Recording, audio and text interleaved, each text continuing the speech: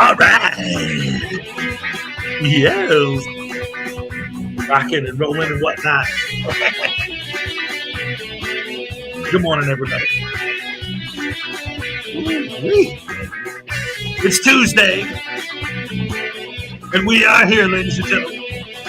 This Tuesday morning, yes, we are here, and we are live.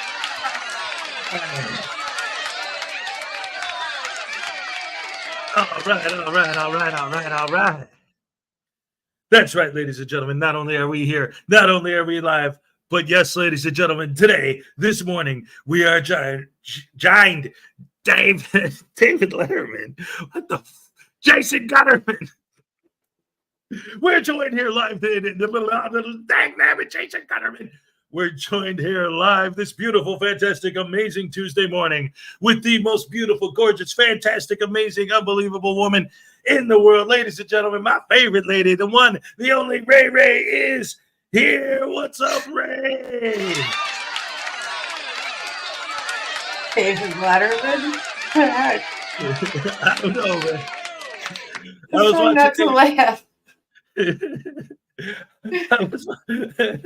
I was watching David Letterman clips earlier. Like in shorts, David Letterman. I could see how that could happen. Yeah. Yeah, they kind of got a similar beat to him. David Letterman, Jason Gutterman, both 5 syllables. So what's up, Ray? How you doing this morning?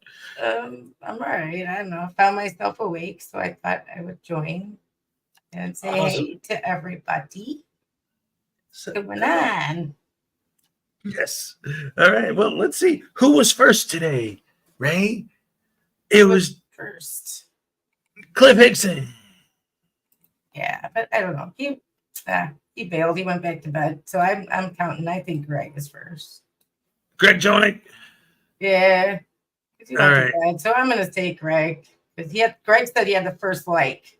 So There you go. See, that matters. So here's what we're going to do, ladies and gentlemen. I'm going to do, just to make sure I don't miss anybody, because Cliff does has a little Vegemite logo. I'm going to go ahead and do a double happy dance. Here we go.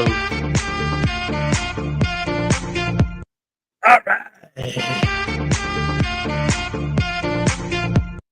Okay. All right.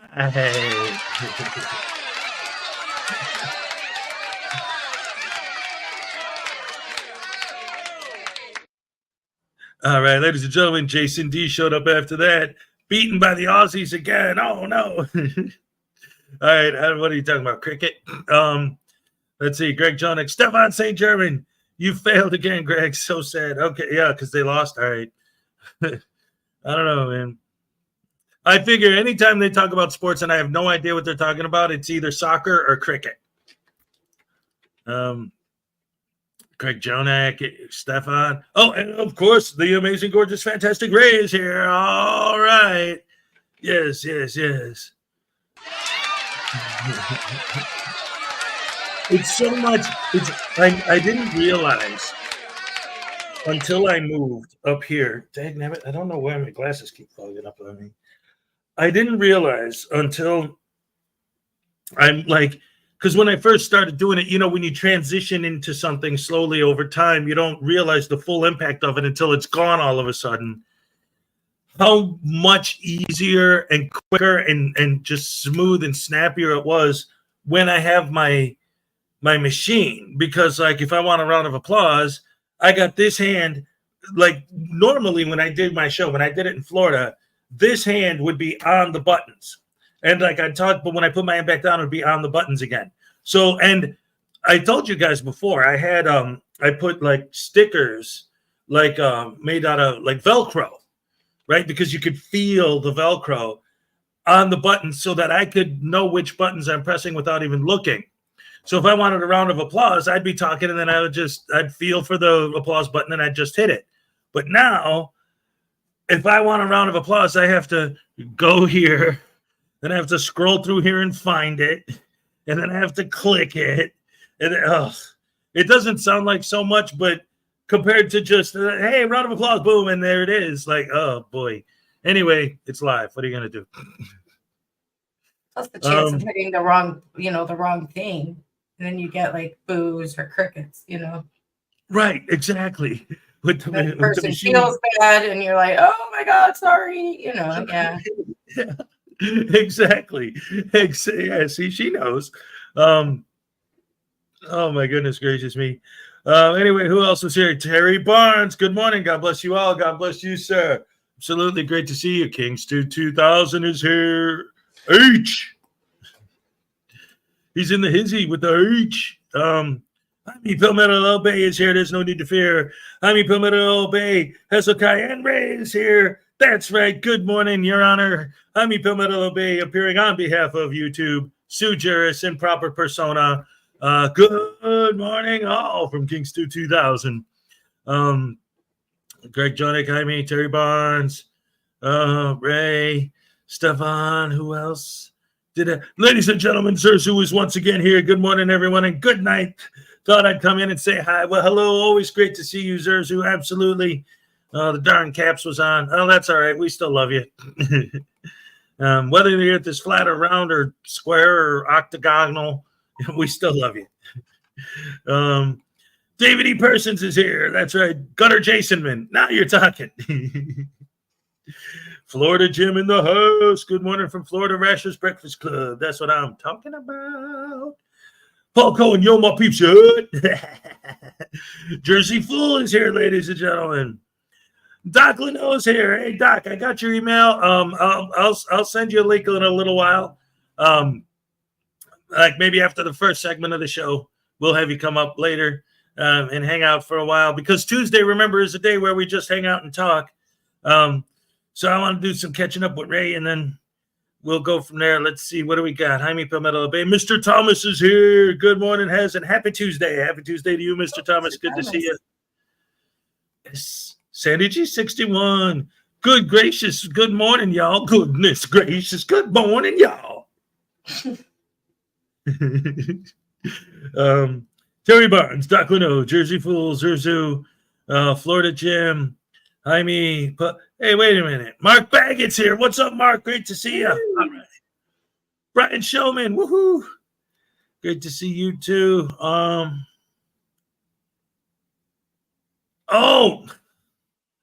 Cynthia Karenshaw's here. All right. Good morning, Rashers. You've been oversleeping. Well, it's great to have you here.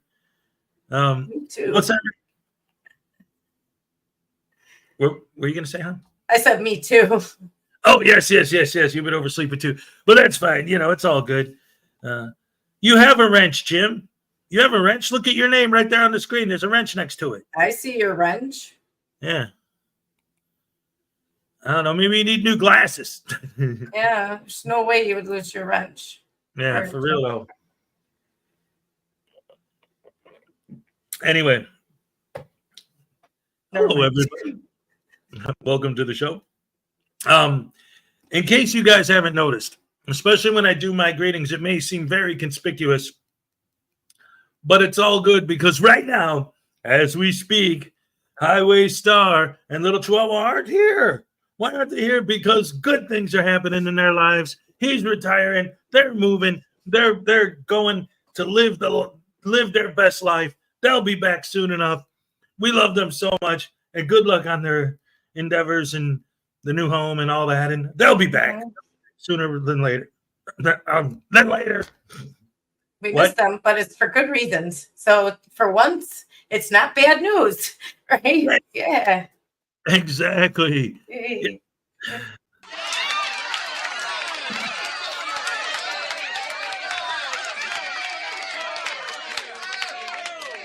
Yeah, it's always nice, like, you know, like last Saturday, obviously Cupcake wasn't on the show because, you know, she was sick. But the week before that, it was cool that she wasn't on the show because she was having fun at the Yankees game, you know? Yeah. It's always nice. Time in my life where I will say I am so glad the Yankees won. The one and only time I'll ever say that. Yes. Because it made her happy, and they weren't playing against Chicago. Right. And they whooped the crap out of Milwaukee. So it's good. Yeah. Awesome. Oh, that's good stuff. So anyway, you know, you weren't here the other day or whatever, so I didn't get a chance to talk to you really. So might as well start the show by giving you the kind of catch up, the lowdown of what happened over the weekend. I mean, I know obviously I saw you on Saturday and stuff with the show, but you know, with the kids and everything busy. My older son, while he was here, got so sick that, and I only had 4. He went through 3 full rolls of toilet paper just blowing his nose. He was just, it was horrible. He was laying in bed, he was coughing, he was sneezing. If you remember, I was just so sick last Tuesday that I had to take the day off. And then he comes over and I'm like, oh man, am I going to catch his? So I'm sitting here with my Lysol, rubbing everything and spraying everything and trying not to touch anything. And it was a nightmare. And that poor kid, I felt so bad for him, you know? Yeah, I bet, because I think there's something going around again. You know, in those spring and summer colds, I believe them to be worse than winter colds because it's so warm out and the germs just breed, you know, in the warmth. So, yeah. Congratulations, Florida Jim, on your daughter graduating. That's a very, very, very good milestone, and congratulations to her and to you. Getting her through that. Yeah. So getting your child through college. So very expensive, and Very stressful. Yes, Congratulations yes. to you and your wife. Absolutely, absolutely. Also, Ray, while we're here, I'm just asking. I mean, and if the answer is no, that's fine. But because you're up here and we're just hanging out, so I'm not going to ask you to produce and co-host at the same time. But with what I was saying about doing my sound effects and stuff, it's a lot easier if I don't have to bounce back and forth between that and the chat. Will you cover the chat while I cover that? It's natural for me to start producing. So yeah, it's fine. It just comes natural for me to start doing it. So I've got it. You do what you do. I do what I do. Excellent, excellent, excellent. All right. All right. All right, ladies and gentlemen, 3 cheers for the one and only, the gorgeous, the beautiful, the amazing Ray. Oh, right. If I could only wait, I moved it. Ah, crap. Where did I put it? See what I mean? It's like very difficult. He's very difficult when you have to look for stuff. It's like right, as opposed to just pressing the button. Yeah. 6 years, Florida Jim. Long time. So yeah, congratulations. Finally done.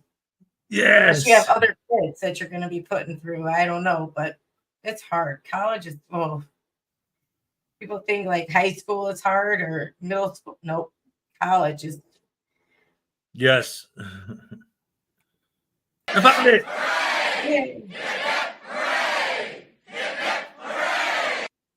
All right. So anyway, the one thing that was wild though, when he was here, like even though he was so sick and everything, like on Saturday night, he got bored. Today is my 24th anniversary. All right. Congratulations. Congratulations, Paul. I don't like saying in this day and age, but in this day and age, that is a great accomplishment. Right? It is. Isn't it? Yeah.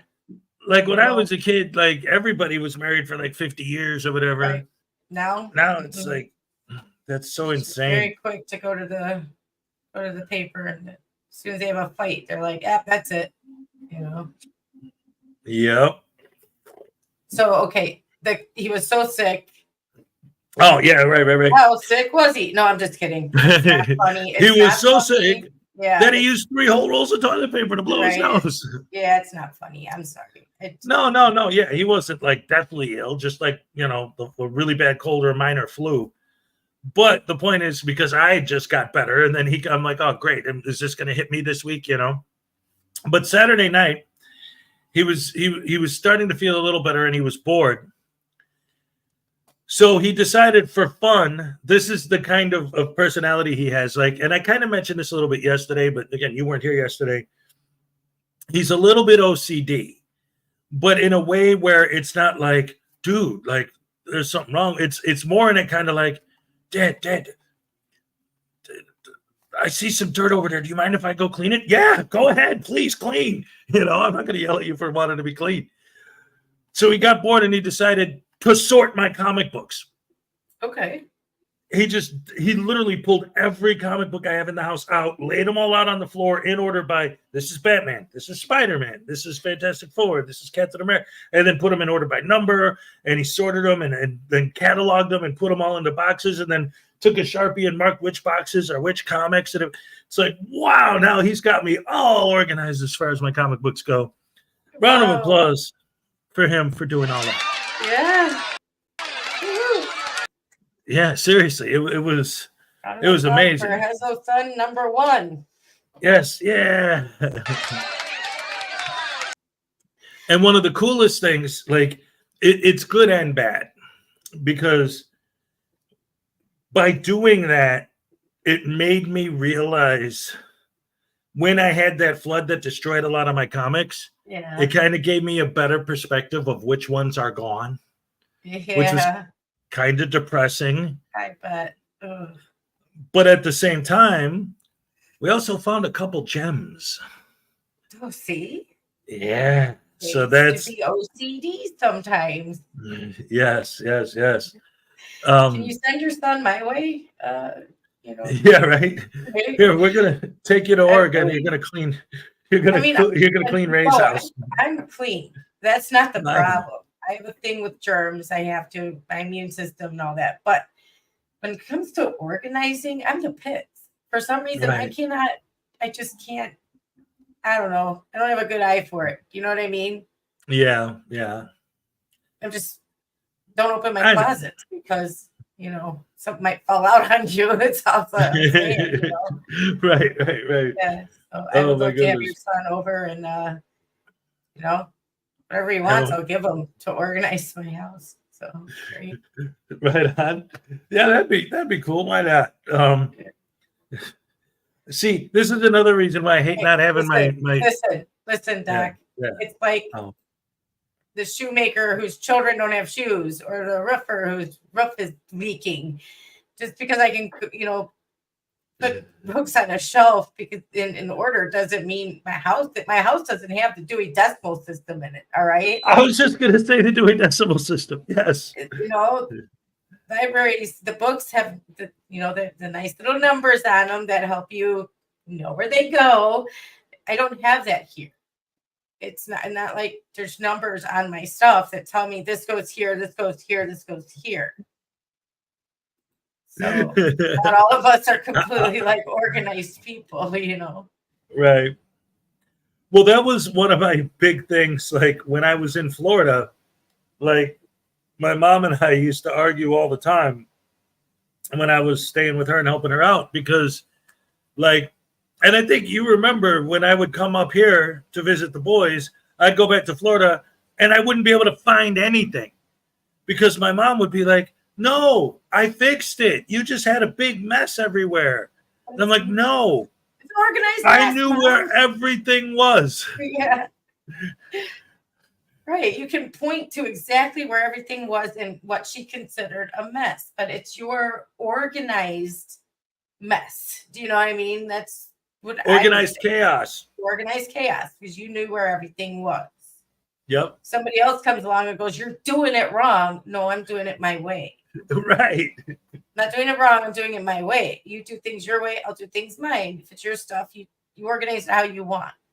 Now, when it comes to combined household things, then you both should get together and decide. But if it's your stuff or her stuff, she can do it her way. You do it yours. Don't come along and mess with my stuff. It's like you. I'm going to get upset, Yeah.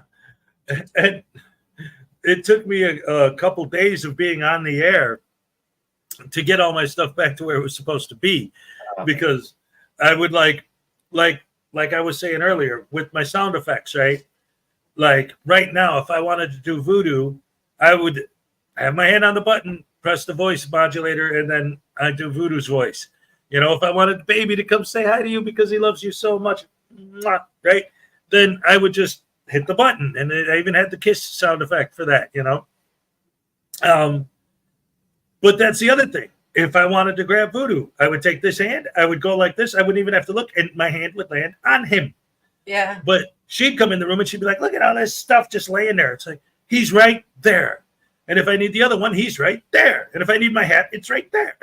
Everything was in reach and right where I wanted it to be. And whatever. That's a whole nother story. No, I understand exactly what you're saying. I do. I mean, I'm not messy here, but I have it organized exactly where everything where I know it is. Not like anybody's gonna come in like move it around, but if they did, I'd be like, no, what you do? Where is it? I get it. Where's my pen? What the hell? Yeah. Yeah, it's exactly. Hi, Donna Ray. Good morning. Good morning, Donna. Great to see you. Yes. Good morning, Chanel. Dear. Hey, Chanel Gibson. Woohoo. Yeah, I get it. But wow, kudos to your son, man. That had to take some time. Oh, it did. It did. He was because you have thousands of comic books. Yes, I do. Wow. He was up late. But the big thing was that because we had good morning, Hezray and all in chat. Good morning, Josiah. Great to see you. Good morning, Josiah. I got a delivery from Amazon. And just absolute coincidence. The box was the perfect size and shape to hold a couple of hundred comic books. So part of his doing this was so he could take all my Spider-Man comic books and put them in his box, and then close that box up and seal it and put it away and say, Dad, this is the one box of comic books that you're never going to touch. You could sell all the comic books you want. This is my inheritance. You're not allowed to touch it. And then he put that box away. Wow. So he anything with Spider-Man. His inheritance. Did he put any inheritance away for his little brother? No. No. Yeah, you can go live in the street. This is mine. In fact, it's funny because like when I watch those two interact with each other, it's always like I grew up with a brother, so I know I get it. But both of them sometimes, depending on which one it is, they take turns going back and forth, will always look at me and be like, well, how come you didn't do anything? How come you didn't say? You guys are brothers. You're smacking each other around. That's what brothers do. But he hit me. Yeah, well, hit him back. I don't know what to tell you. Is anybody bleeding? No. Are there any broken bones? Blood? Yeah, no. Yeah. Then deal with it. My parents used to just, when my sister and I were going at it, they would just get up and leave the room. Yeah. Because they're like, oh, no. We're not getting in the middle of this. Can't fight whatever's going on here. Because within 5 minutes, my sister and I were fine again. It just was a little spat, and then we'd be fine. It was usually clothes or something like that. We were little, we didn't fight much. With those two, it's almost always literally the exact same scenario every time. They're boys, so it always starts the same way. They're kind of roughhousing a little bit. One of them gets a little too rough with the other one. Boom, that's it. He hit me for real. So now they're going at it. And it goes both ways, depending on which one was the first one to, or if they're playing catch and he throws the ball and it hits the other one in the face. He did that on purpose. And then they go at it, Good morning, Hez and Ray. So great to see you. Great to see you too, Graham. Morning, Graham. That just reminded me of the Brady Bunch episode where she gets to the face with the football. Yeah. The broken nose. Yep. Yeah. They're brothers. They're going to fight. But you know what? When they get older, they're going to probably be really, really close, is my thinking. Because they fight now, which tells me that they are close, that they would probably not let anybody else mess with each other. So that's what made me and my sister, when we were younger, is we could fight. But if somebody else tried to mess with either one of us, we would then turn on that person like, oh, no. You're not going to touch her. You're not going to touch her, and you're not going to do anything bad. Yeah. So it was like, we could fight, but you're not going to get a lick in on either one of us, so. Exactly. Yeah. It was like that. So, they're brothers. That's what they do. And they're siblings. It's always going to be a sibling rivalry thing, Morning, hey, Methodist Dave. Yes. They fight for attention for Dad. Dad needs to stick up for me. It's, you do the right thing by saying, I'm not going to use their blood. Is somebody broken? No. Okay, fight it out, Right. Yeah, exactly. It's interesting when you say that the way you did is that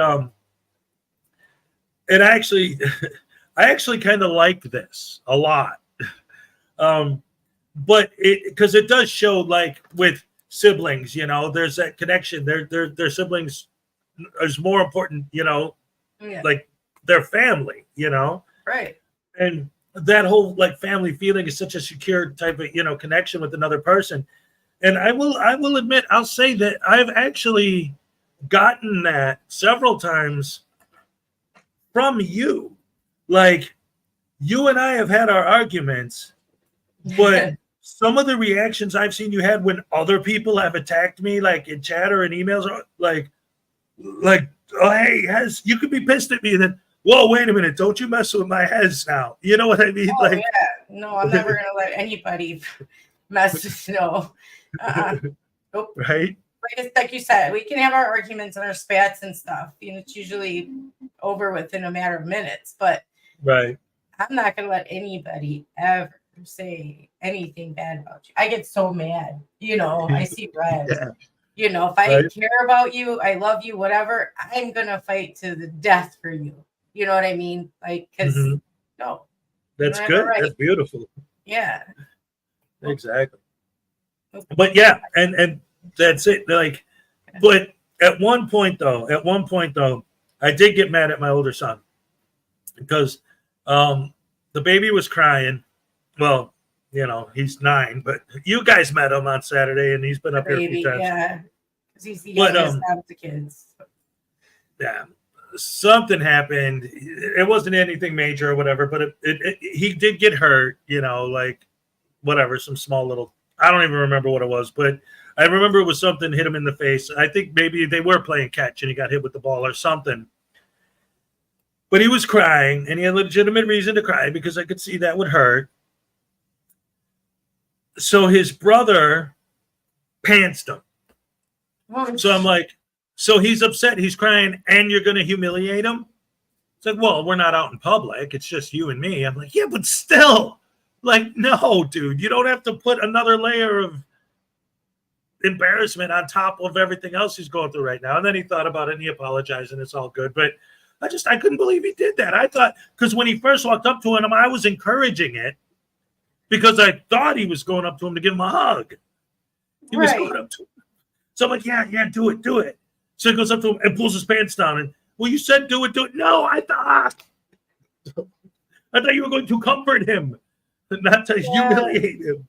Yeah, humiliation happens in private too. Yes. It's still, he's with his dad. He's, it's not, you don't do that. I mean, doesn't matter public or private, it still happens. It's still embarrassing to him. He still has that feeling. So it's you did the right thing. You're a good dad, Hez. You are a great dad. I just hope you know that. I just hope you know that it shows that you love your kids, and it shows that you would do anything for them, and it shows that you're so much happier now that you're with them. That's true. I did say that. I did before you ever went. I don't know what you were doing, but I was talking in chat, and I said, "Wait till you see the difference in Hez when he's there and when he's here, and there's a distinct difference in you. You're just much happier." So I'm glad you're there. All the troubles that you went through to get there, and troubles that any troubles you might have are worth it because you get to be with them. Absolutely. Anytime you want, you get to be with them. So I love that for you. I do. Thank you so much. I appreciate that. And I've said it before too. Like now that I'm here, anything else that's going on in my life outside of that, it's like, it's okay because I'm here now. Right. Like when I was there, whatever else was going on in my life, like the umbrella that everything was under was, I miss my kids. I want to see my kids. I should be closer to my kids, worrying about my kids. What's going on with the kids? I know. You talked about it a lot, like the worry you had and the just wanting to get back to them, and how can we make that happen? It was always a goal. It was always a fluid goal. And that it happened, that you made it happen, it's amazing. I'm so happy that you're back there, and it finally you can be happy, truly happy. Speaking of which, this is just a cute thing. I haven't showed anyone this until just now. So Jason Gutterman. Every time I say something wrong, I end up saying Jason Gutterman. The little guy was teaching me how to take the word boy and turned it into a drawing. See, there's the B, there's the O, and the Y is like his hair. Yeah. Oh, that's so cute. He's a little artist like you, huh? Boy, he's a little replica of you. I'm telling you, he is Mini me. Yeah, he's the mini me of you. Yeah. Mini has. Yeah. Oh, good by morning, the way, Mullen Hole. Mullen Hole. All right. Good morning, Ray Ray and Hez and everyone Edward. here. Good morning, everyone. Good morning, Edward. Great to see you. And Parson. Good to see you. Parson, 1122. Yeah. Good to Internet see you. guy. I know we're not allowed to talk about Jason Gutterman from what his son watching them. Yes. Right. Jason Gutterman and watching the Watchmen. Yeah. I know. Oh, it's boy. kind of weird, huh? Yeah, right. But oh, you know what, Graham? They're worth it though. All the stress that you go through, all the worry you go through, everything you go through, it's worth it. Absolutely. I love it. The love you feel for them is more than it overshadows all of that. Just the joy you have spending time with them and watching them grow and watching them learn, and all of that is overshadows all of the other like crap that you go through, like the fighting and the worry and the stress of it all. Everything else overshadows it. So I bet if you had a child, you would see that. But it's your choice not to have children as well. Well, yeah. So if you want to borrow a kid from your friends for a day or your family members, that's cool too. If you want to go to the zoo, borrow a kid, you give it back. Yeah. As long as you give it back in one piece. Right. I'm on board with people who don't want to have children. I mean, I'm not saying people have to, but people have children, and I can understand how you would think that it's stressful, because it can be, but it's also rewarding in its own way. So there's pros and cons to everything in life, Yes. Speaking of which, that reminds me, there was something I wanted to talk to you about. Sure. So, I don't remember if this was on the air. I don't think it was. I could have borrowed a kid. My wife lied to me. Anyway. So funny. So, the little guy, my son, Minnie wants to start his own YouTube channel. Right. And his older brother already has his own YouTube channel called Son of Hezokuai. So we came up with the idea of calling him Son of Hezokuai 2, T-O-O, Son of Hezokuai also. I was there for that. Yes, and I was just going to say the Son of Hezokuai 2, T-O-O, was Ray's suggestion specifically. And he loved the idea. I loved the idea. We thought it was a great idea. But afterwards, when you weren't there anymore and the show was over and everything was all said and done, Son of Hezokuai comes out and says, if somebody searches Son of Hezokuai looking for my channel and they find yours, it's going to be too confusing. You can't use that name. That's no good. You got to go back to Scrappy Godzilla or to Mini Hez or something like that. So now it's like, he's got a good point. When you search Son of Hezokuai, it's too similar, for the search results. But then again, how active, like my son's had Son of Hezokuai for years and he hasn't posted in probably 3 years. Like, it's not like he's doing anything with it. I don't know. How do you argue that? Because again, it does make sense. Knowing how the algorithm works, the name's too similar, you'll find the wrong whatever. I don't know.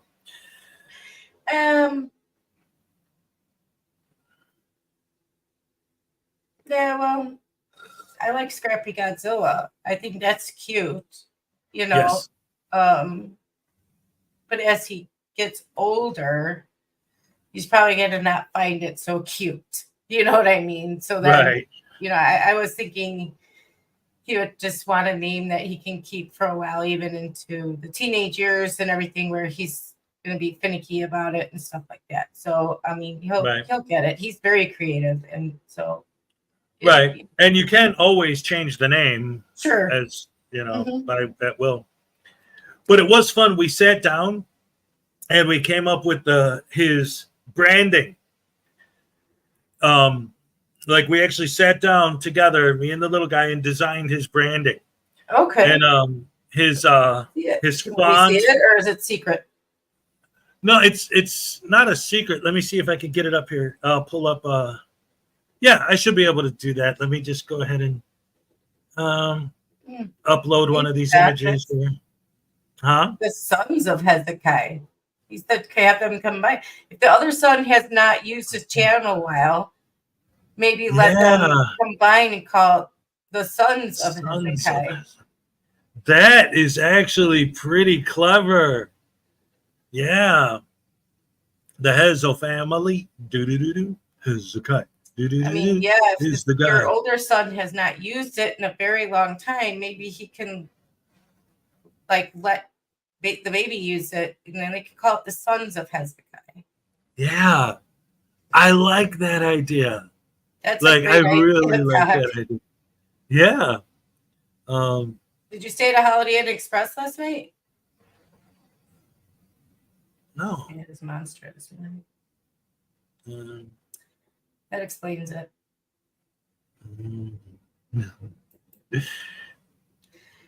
Filibuster while I look for it.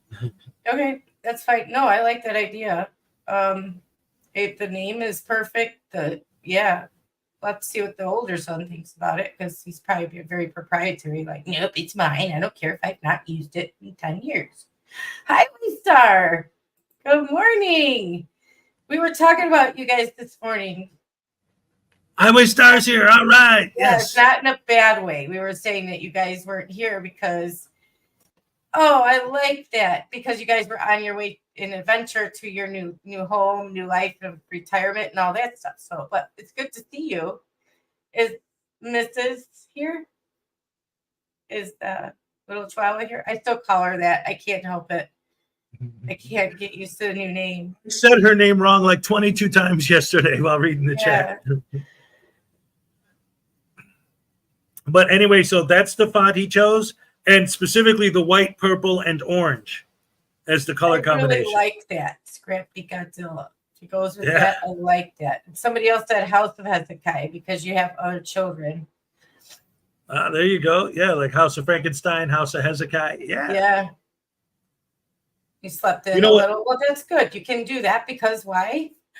You're retired. Yay.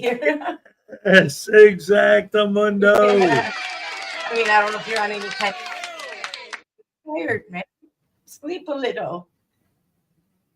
Yep. Have that relaxing morning coffee. That's what I should have done. I should have made coffee. I'm sitting there drinking just Gatorade. Coffee. Gatorade doesn't have caffeine. No, it doesn't. Oh, that might be why I got a headache. Probably, sir. I'm a caffeine addict. I don't get my caffeine. Person. What? Curse of Hezokuai. Curse of Hezokuai. Well, you know what though?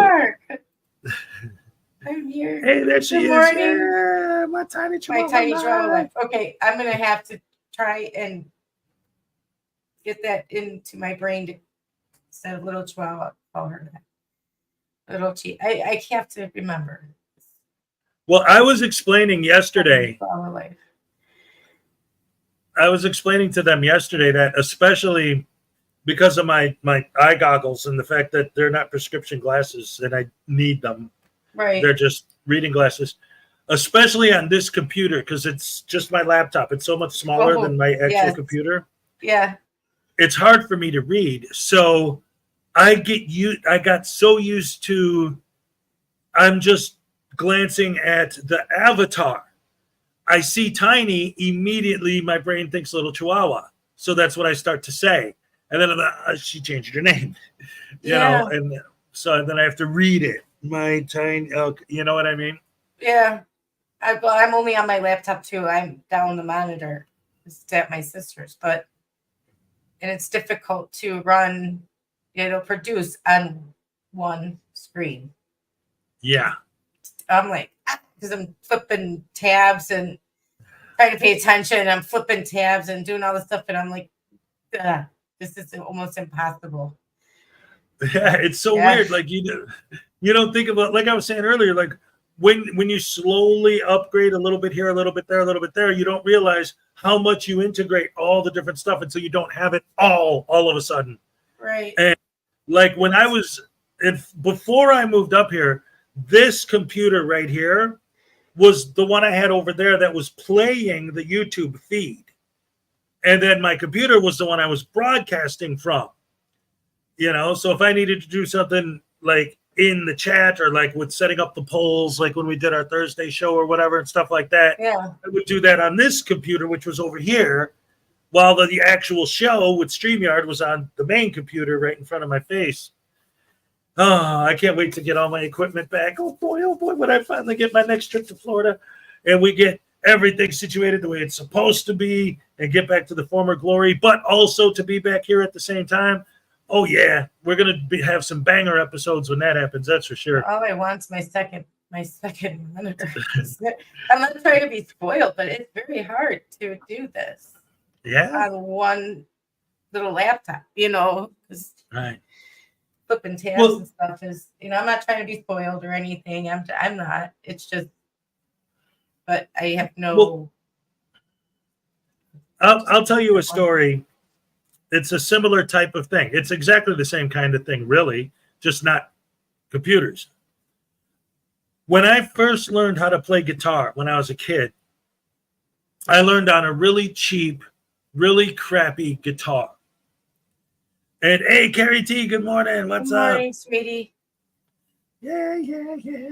Good morning, Hezokuai and Sweet Ray. All right, that's what I'm talking about. Yeah, she's the best. Yes. Love Carrie T. Absolutely love all you guys, best fans in the world.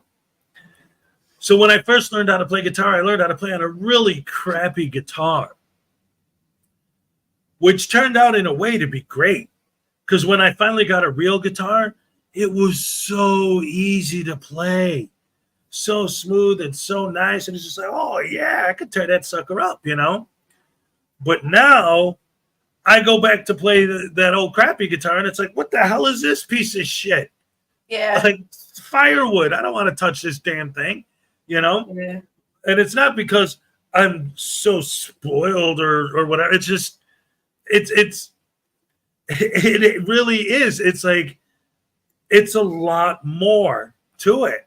I mean, what would be another equivalent, like an example that maybe, because I see what you're saying, like, you're just used to using two now, and then it's going. It's like, no, using one was always a pain in the ass.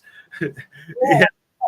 It's just now I got two, and I was like, oh my god, I made it very smooth that I can run things smoother, and it made a better experience for everybody. Now it's like it slows me way down, you know, and then I'm trying to pay attention to what you're saying or what like Doc is saying or a guest is saying at the same time. And then there's a delay in me answering them because I'm like, wait, what did they just say? What did they just say? Sometimes I have to ask them to repeat it because I'm busy trying to get links or do something or look something up. And so it's embarrassing at the same time, you know? So I'm like, gosh, I need a second monitor because, you know, but. Well, you know what? That also, though, and I was talking to you about this yesterday a little bit. There's always that when you're the one doing it, you know, like on my end and here with you doing whatever we're doing, you know, it might take me, you know, like the people sitting watching are just like, oh, Hez is talking. Okay, cool. But me sitting here doing it like, oh, no, now I have to go all the way over here and dig through this and find the button. And it just feels like it's taking me forever because with the button, it's instant. So even if it's just 1 or 2 seconds, that 1 or 2 seconds feels so long to us, and the audience might not even notice it. You know, but it feels like time slows down and that you're taking an hour. I feel like I'm taking an hour sometimes to find like Black Heart Night's link. You know what I mean? Or something just to throw it in chat. And I'm really not. It's just feels that way. Right. You know? I'm like, come on. You know, like, can't I be any slower? You know, it's like, please, come on. Right. All right, here's Jason. And then every once in a hey, Jason D. All right. And then good morning, Victor. Victor Childress. All right. Good morning, Hezon Ray. Yeah, yeah. Yeah. So it's yeah. It's just it is what it is for now, We'll deal with it best I can. As always, when life gives you lemons, you throw it at people. They hit them in the face. That's right. Frauditors and hit them in the face. And then you feel better. I love it. Patrick. Good life. Good morning to Patrick Dagler. What's up? Great to see you. So anyway, for those of you who don't know, the Tuesday show is always taking a day off of Frauditors show where we just hang out and talk. And it's so nice to actually have, well, first of all, it's always awesome to have you specifically here, but just to have someone to talk to instead of me just trying to keep babbling the whole show is awesome. Thank you so much for being here. Always love having you on board. Hey, I told you when I'm up, if I can do it, I'll do it, I love being here, that. Yes. And of course, I love having you always. So let's see. What do we want to talk about? That was all just catching up. Great. Look at that. The first hour already done, just catching up. So what's our subject going to be today? How about anti-disestablishmentarianism in the West?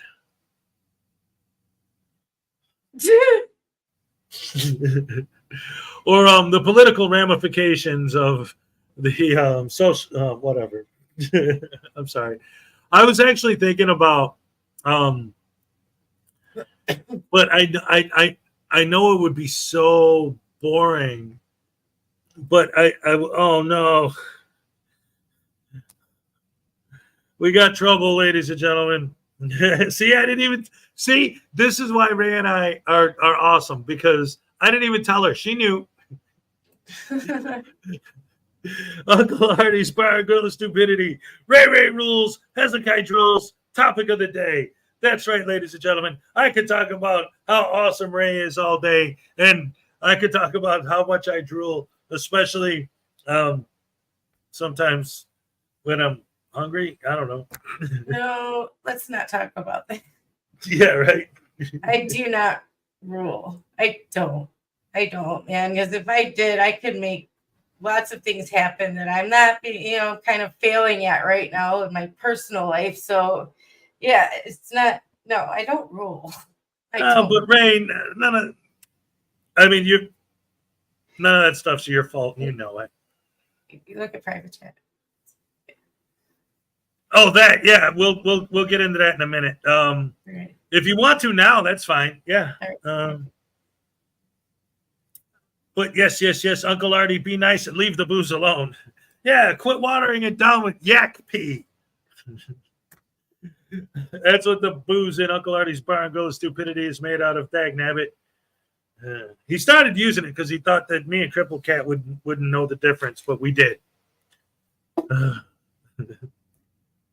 I dropped into the bar last night for a nightcap, and Uncle Artie was just like, I'm going to put somebody else up here. No, he invited me up. But Oleg did come up, which was pretty cool. He gets some of the coolest guests in the bar sometimes. Oh, dear. We don't want to get into what happened last week, but he had a pretty fascinating show. Anyway, in a few minutes, we're going to be joined by Doc Linnell. He's going to come up and we're going to talk for a while, have some more fun on the panel, keep things going. Mole in the Hole says that our topic for discussion should be jumbo shrimp. What do you think, besides the fact that the phrase jumbo shrimp is an oxymoron? I actually love shrimp. I love all shellfish, actually. I'm not a fan of fish, but I like shellfish very much. So shrimp, tops on my list. Yes. Actually, I have some in my freezer. Oh, there you go. The place where I buy my food from, well, I shouldn't say that because the closest store to me that has groceries, when it comes to meat, only sells different cuts of beef, shredded pork, and shrimp. That's all the meat they have. Really? Yeah. And I never even looked at the prices of the shrimp because, they only sell like these big, like 3-pound bags are the smallest ones they have. Really? Yeah. Well, But, I just bought a box, like a little tiny box, because I can't afford, more than that. right. But the idea to me of like jumbo shrimp, from what I understand and what I've been told, is that like what we consider to be like really big shrimp are like, we just get the tiny little baby nothings that all the people like in Australia and places like that get all the good ones. And then we get all their leftovers. All the little ones that are too small to eat are the ones that we call big. Yeah. I just bought some because there was a sale and it's like, oh, we can have some shrimp, It's Right. a treat, you know what I mean? Like, Yep. What's up, Doc? Good morning, Hezokuai. And of course, hey, Miss Ray Ray. Hey, Doc, how you doing? I am doing wonderful. Wide awake. Had my monster this morning. Ate my toast with Vegemite. Can you turn your volume up a little bit? I'm sorry? Your volume on your mic. Can you turn it up a little bit? Or maybe get a little closer. Maybe. Yeah. Okay. That's the first time with this mic I've been told.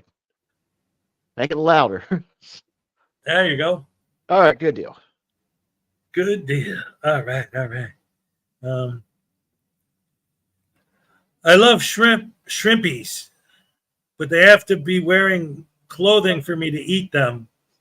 What? You got to take the shell off. Nobody wants to eat that. No, I think she means like they have to be breaded or fried or something. Oh yeah, right, yeah. Right.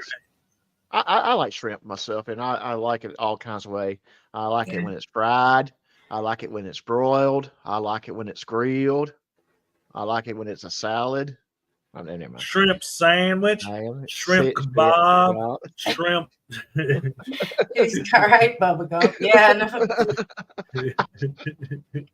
I tend to stay away from fried or battered. And I tend to keep it, as close to natural as I can get it.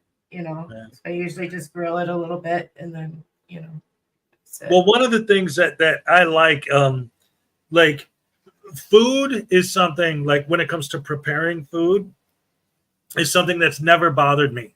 Like my ex and my kids, like I couldn't cook when they were around, like because like the blood was gross and the meat was gross and the shrimp, like it was always the more expensive stuff because the cheapest shrimp, like the stuff they have here, is you got to devein it, you got to peel it, all that yourself. Yeah, But I'm like, so what? It's cheaper that way. I'll rip the legs off of that sucker, devein it, peel it, pop that sucker in the oven or whatever it is, Oh, you don't eat them if they're not deveined anyway, Carrie. Yeah. Well, right. You have to devein it. Yeah. Definitely devein it. So. Yeah. I am. Oh no! What a surprise! Uncle Artie wants me to play his new video. Gee, I never heard that before. Today's talk day. We don't play videos today. Tomorrow, Uncle Artie, would that be good? Definitely play tomorrow. And what's good about having a panel like this is that unlike the last couple Tuesdays when it was just me, I did play videos because if I had to take a potty break. Yeah. But now you guys could talk amongst yourselves while I step out for a minute, take care of business. Definitely. If it comes to it. Definitely, yeah. Okay, so we covered the topic of shrimp. So. All right. So what about lobster? Oh, well, gosh, of course, lobster, but that's expensive and I'll get out. I can't even recall the last time I had lobster. Last time I had lobster was maybe 2 or 3 months ago. And oh yes, it's good, but it's not something I have often. It is very expensive. Mhm. Here very shortly, we are heading to Maine, and I hope to be able to try Ah. Maine lobster. Oh, you could get, Right. yeah. And it's a little bit cheaper the closer you get to where they actually catch it. Right. Yes. You know what Yeah. is interesting? Well, that's one of the things too. Like Ray, I'm sure you can attest to this. Growing up in Chicago, even though Chicago always had all the best food, you're pretty much as far away as you're going to get from the ocean. Getting fresh seafood was always way more expensive, you know? Oh, yeah. I mean, the only thing that we grew wild there was pizza. So I was about to say, wasn't Chicago known for its meat, beef cut? Not necessarily. we had, yeah, seafood? there were some good steak restaurants there and stuff like that. Yeah, we had good steak. You could find Well, really good steak. when you go back far enough, the city was specifically known for the stockyards, the Union stockyards. And so Chicago was literally where all the meat came from, particularly the beef and pork, you know? So yeah, we always had like the best cuts of meat there, the best steaks, the best sausages, you know, all the freshest meat, all, you know, because Chicago was the hub. That's why like every piece of railroad track from coast to coast, if you follow the lines, eventually at some point connects in Chicago. Because that's where the stockyards were. So that's where all the stuff, all the meat was being shipped in and out of, and blah, blah, blah. Yeah, fun fact, when my dad left the military, he immediately got a job at Oscar Mayer because all the meat packing plants and all the places like that were also in Chicago. So Yep. he worked there for 30 years.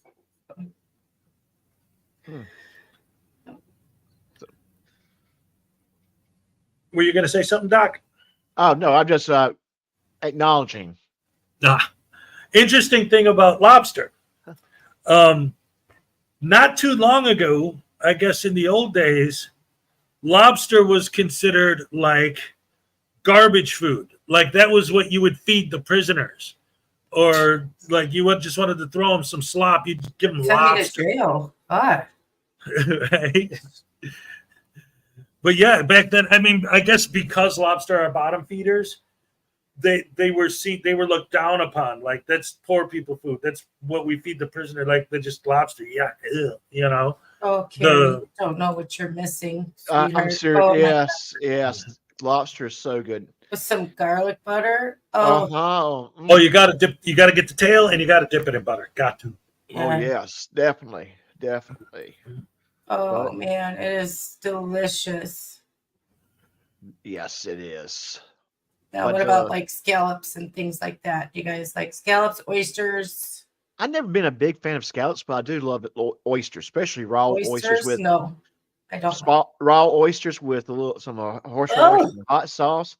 It's like You can- snot. Blech.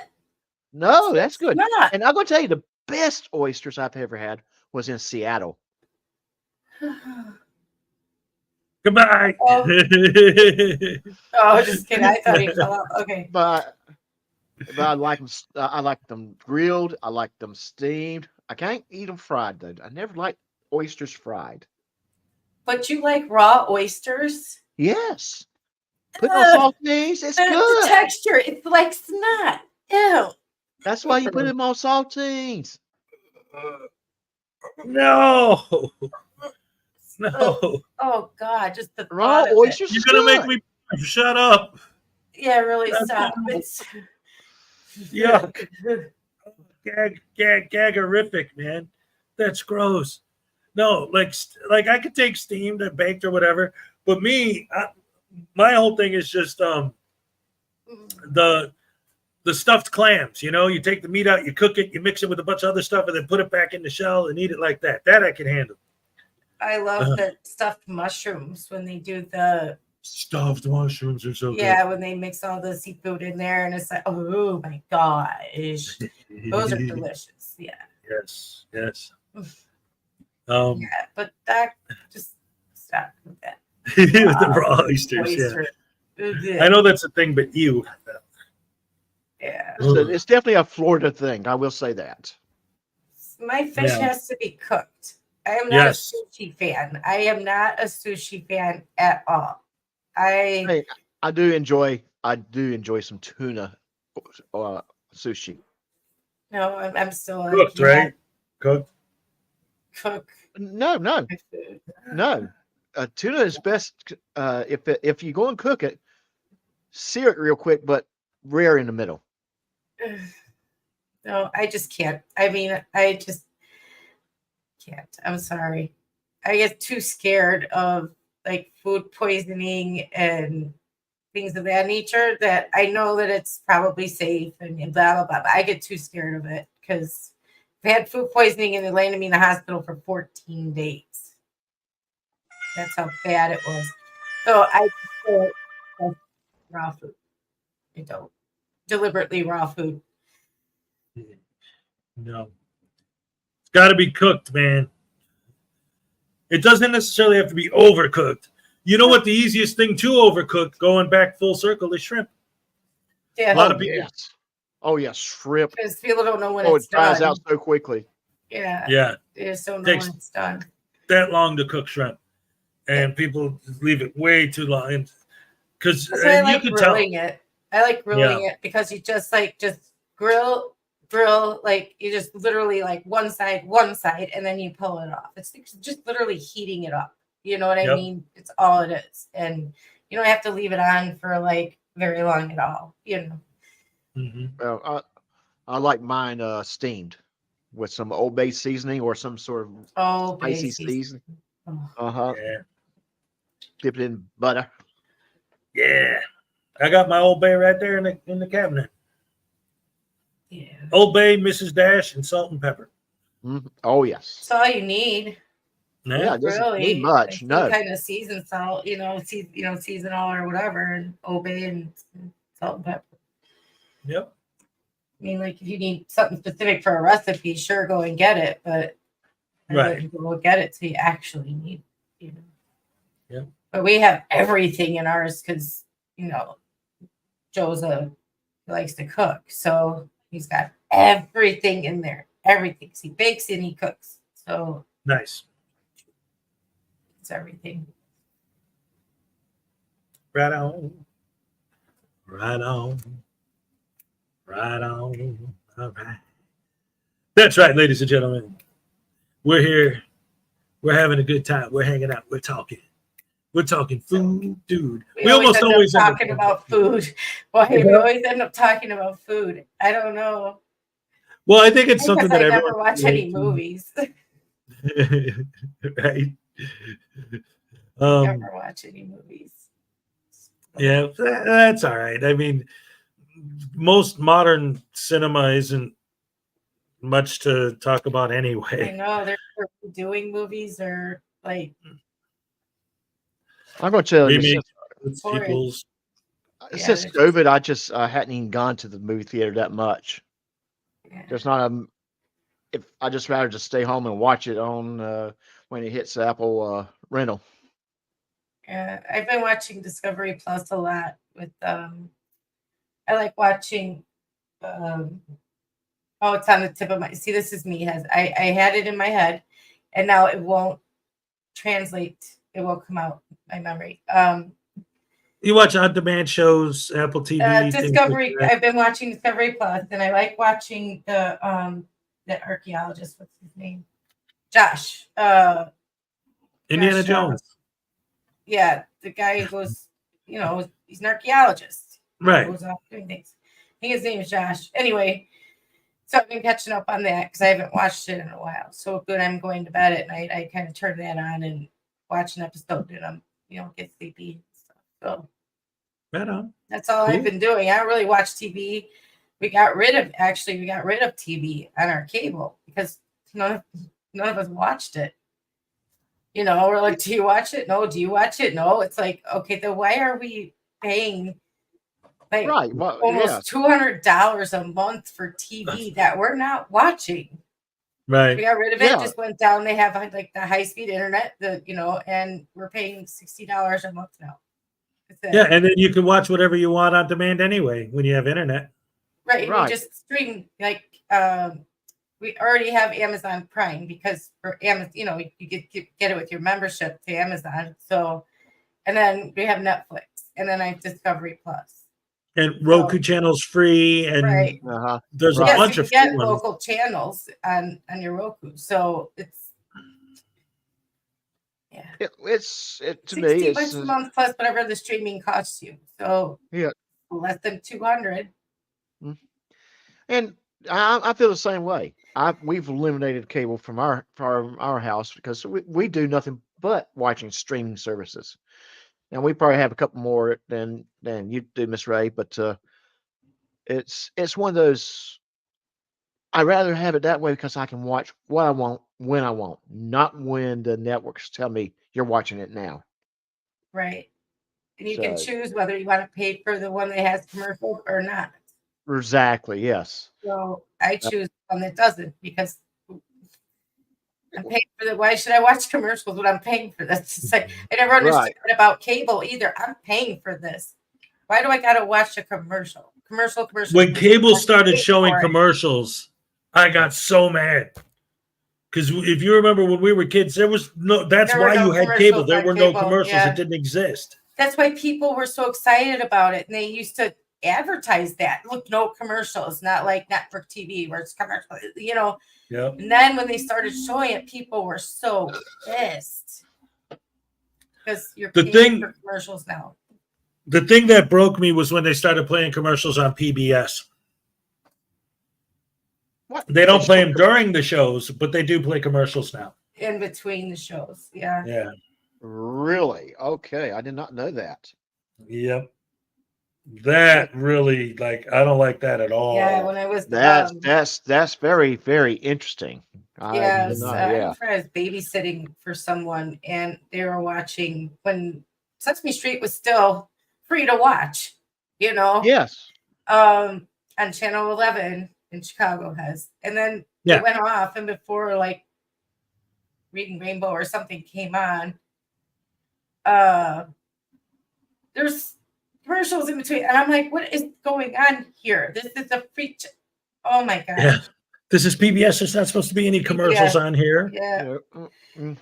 And then when they started playing commercials on cable, that was really horrible because you're paying to watch this channel, and now they're shoving, tampon commercials in your face. It's like, what's going on here? This is not right. Hey, Frauditors Terminator. Hey. Hey. It's a new Hey. channel. Frauditors Terminator's a new channel. Yes. Yes, we got I it. have. Yeah, I'll get the link for you guys. I'll get his link and I'll run it. That's another mod can do that for me. And you guys should go subscribe. Oh, RSN, Declano and Will from Frauditor Mania put together a network called Ray of Sunshine, which is very sweet. I was surprised. For channels to join. There's no money or anything to join. It's just Ray of Sunshine Network to join that if we want to support other channels and promote other channels, just to get them subs to get, when they're going lives to support, promote their live streams, make sure they're not going live at the same time so it doesn't interfere, and new channels that come out, make sure that we're supporting new channels to get them subs. Like when the Lucid Dream came out, we helped, support her channel, has supported her channel. We got Past Unremembered. And Past Unremembered, things like that. Just support channels, and support each other. There's not enough kindness going on right now. And that's what we want, is mostly to support kindness and friendship and spread a little bit of love because, it's free. Kindness is free. And I think we've all forgotten that a little bit now, and we want to get back to that. So Yes, it. definitely. And Miss Ray, you had a sneak peek of this week's premiere. I would say my story is a good example of kindness. Yeah. Yes. Yeah. Yes. So, yeah, And a little bit of humor. a little bit of humor. Yes, a little bit of Uncle humor. Artie, he does not. We just don't. We're not. He's not playing videos today. That's all. That's it. And there's no fee to join. I think the only thing they want you to do is put the RSN after your name if you want to. That's it. There's no requirements. Just be kind. Yeah, Promote be other kind, channels. communicate. Yeah, communicate with us. Let's, we have to work Yeah. things out. Yeah. That's one thing I do on the weekends. I talk to Will myself a good bit offline, discussing just when are you going on, and then try to coordinate from there.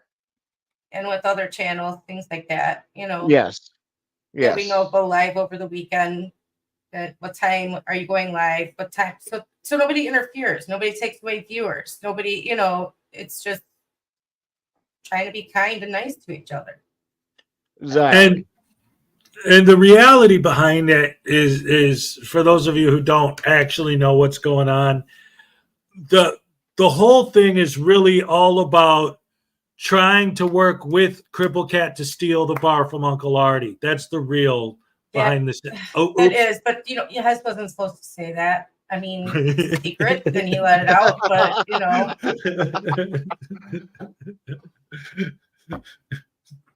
oh, that's nice, Patrick. Thank you from Doc. Thank you. myself. Yes, thank you Yes, very, yes. very much.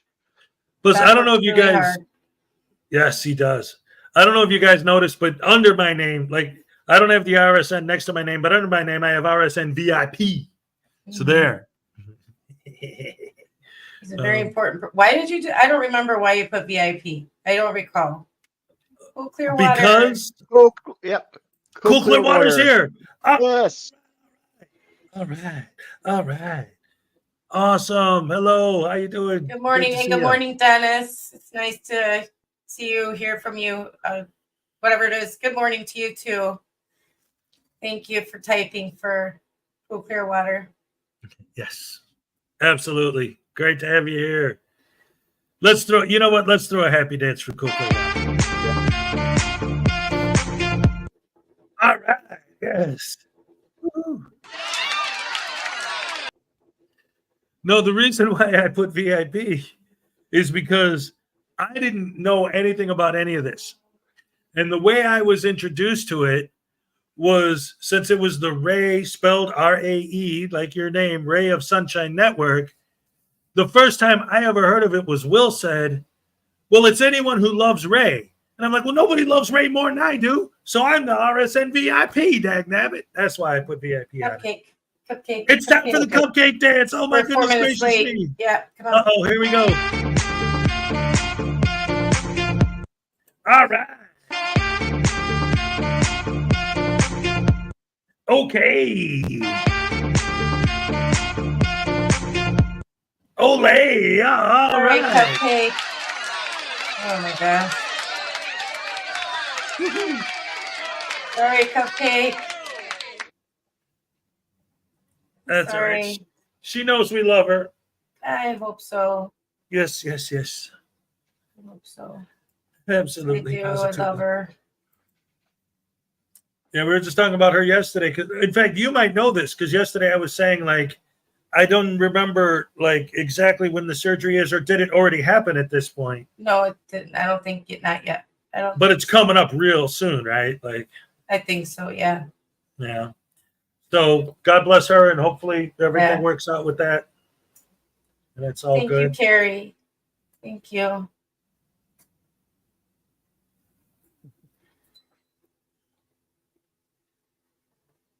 All right. I don't see her. So. Well, she wasn't here yesterday either, but yeah, I haven't heard from her. So I don't constantly email her if I don't hear from her. I know she's tired, right. And stuff. So I let her be. I let her email me when she can, So I mean, I like to give her her space because I understand what it's like, you know, when you're not able or in the mood to. It's just a lot when somebody keeps trying to contact you, you know. Right, Right. Doc? Well, Right. Yeah. well, But, in you know, fact, go ahead. no, I was just going to say earlier this morning, you and I had the exact same conversation, right?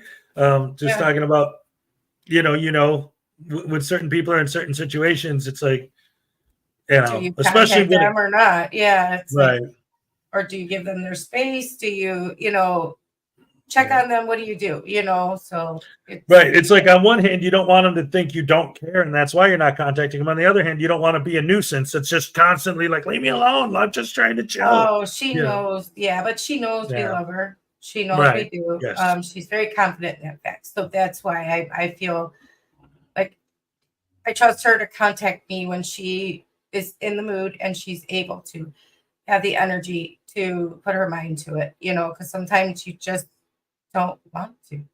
And I get Exactly. it. I don't take it personal. Just like she does it when I don't feel like emailing her because it's just takes a lot sometimes, you know. Yep. And so we both get it. And that's why we give each other forgiveness and space. And I love her. I just want her Yes. to get her rest where she should get it, eat if she can, and get her strength up for that surgery, you know, and it's going to take a lot out of her.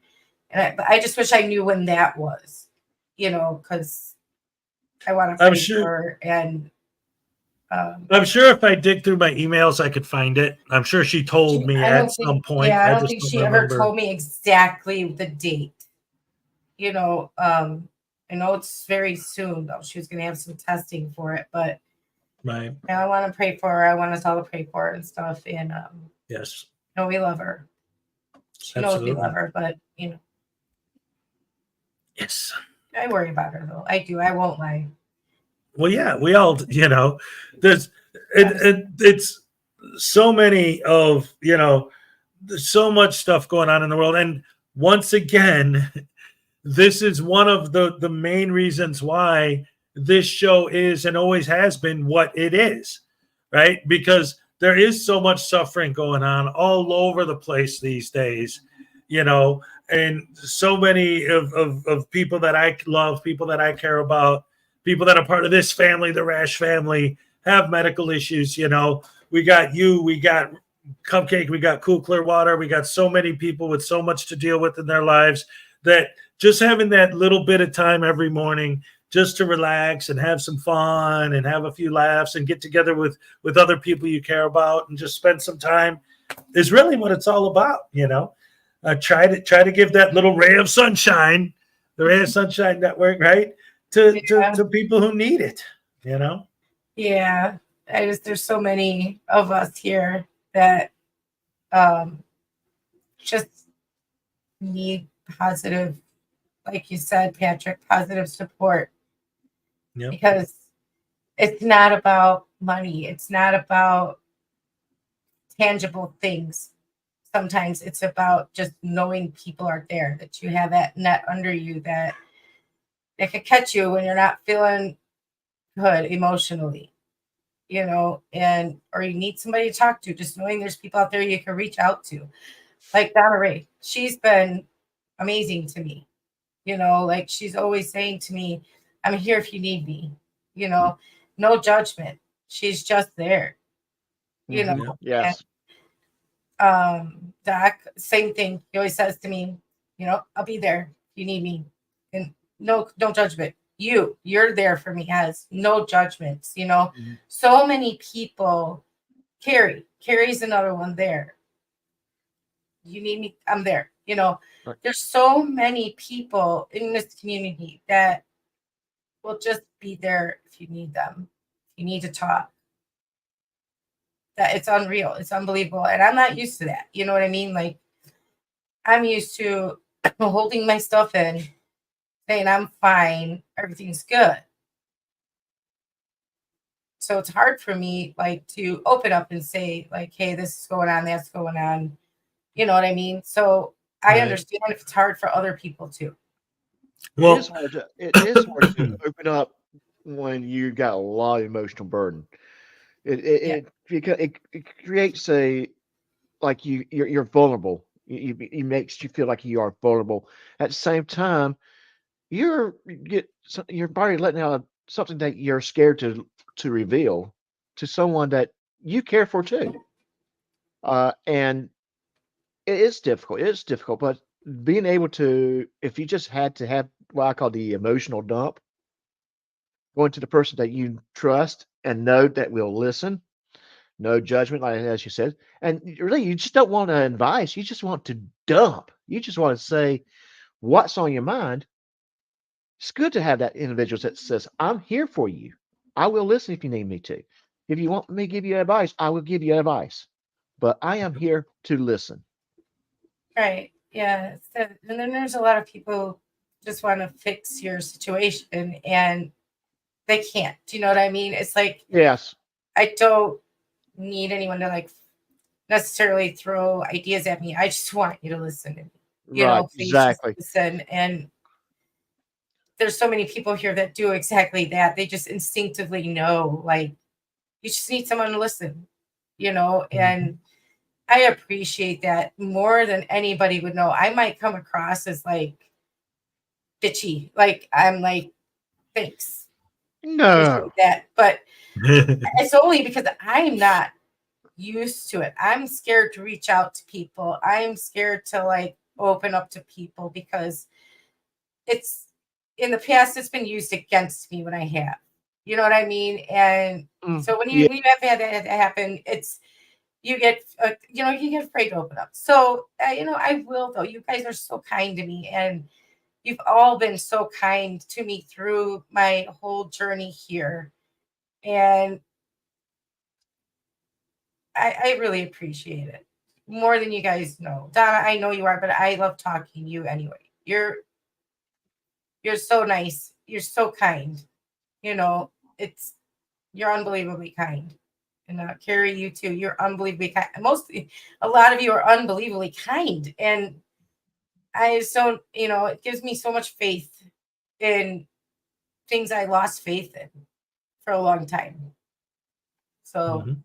I Yes. appreciate that. Yeah. Yes. And it's not about the quantity of friends.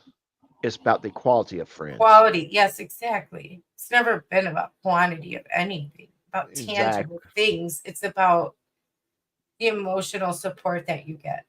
Yes. And I'm gonna tell you that is I think from guys in general, that is kind of hard not wanting to give advice and that kind of thing. Especially if they're in careers where their job is to fix things.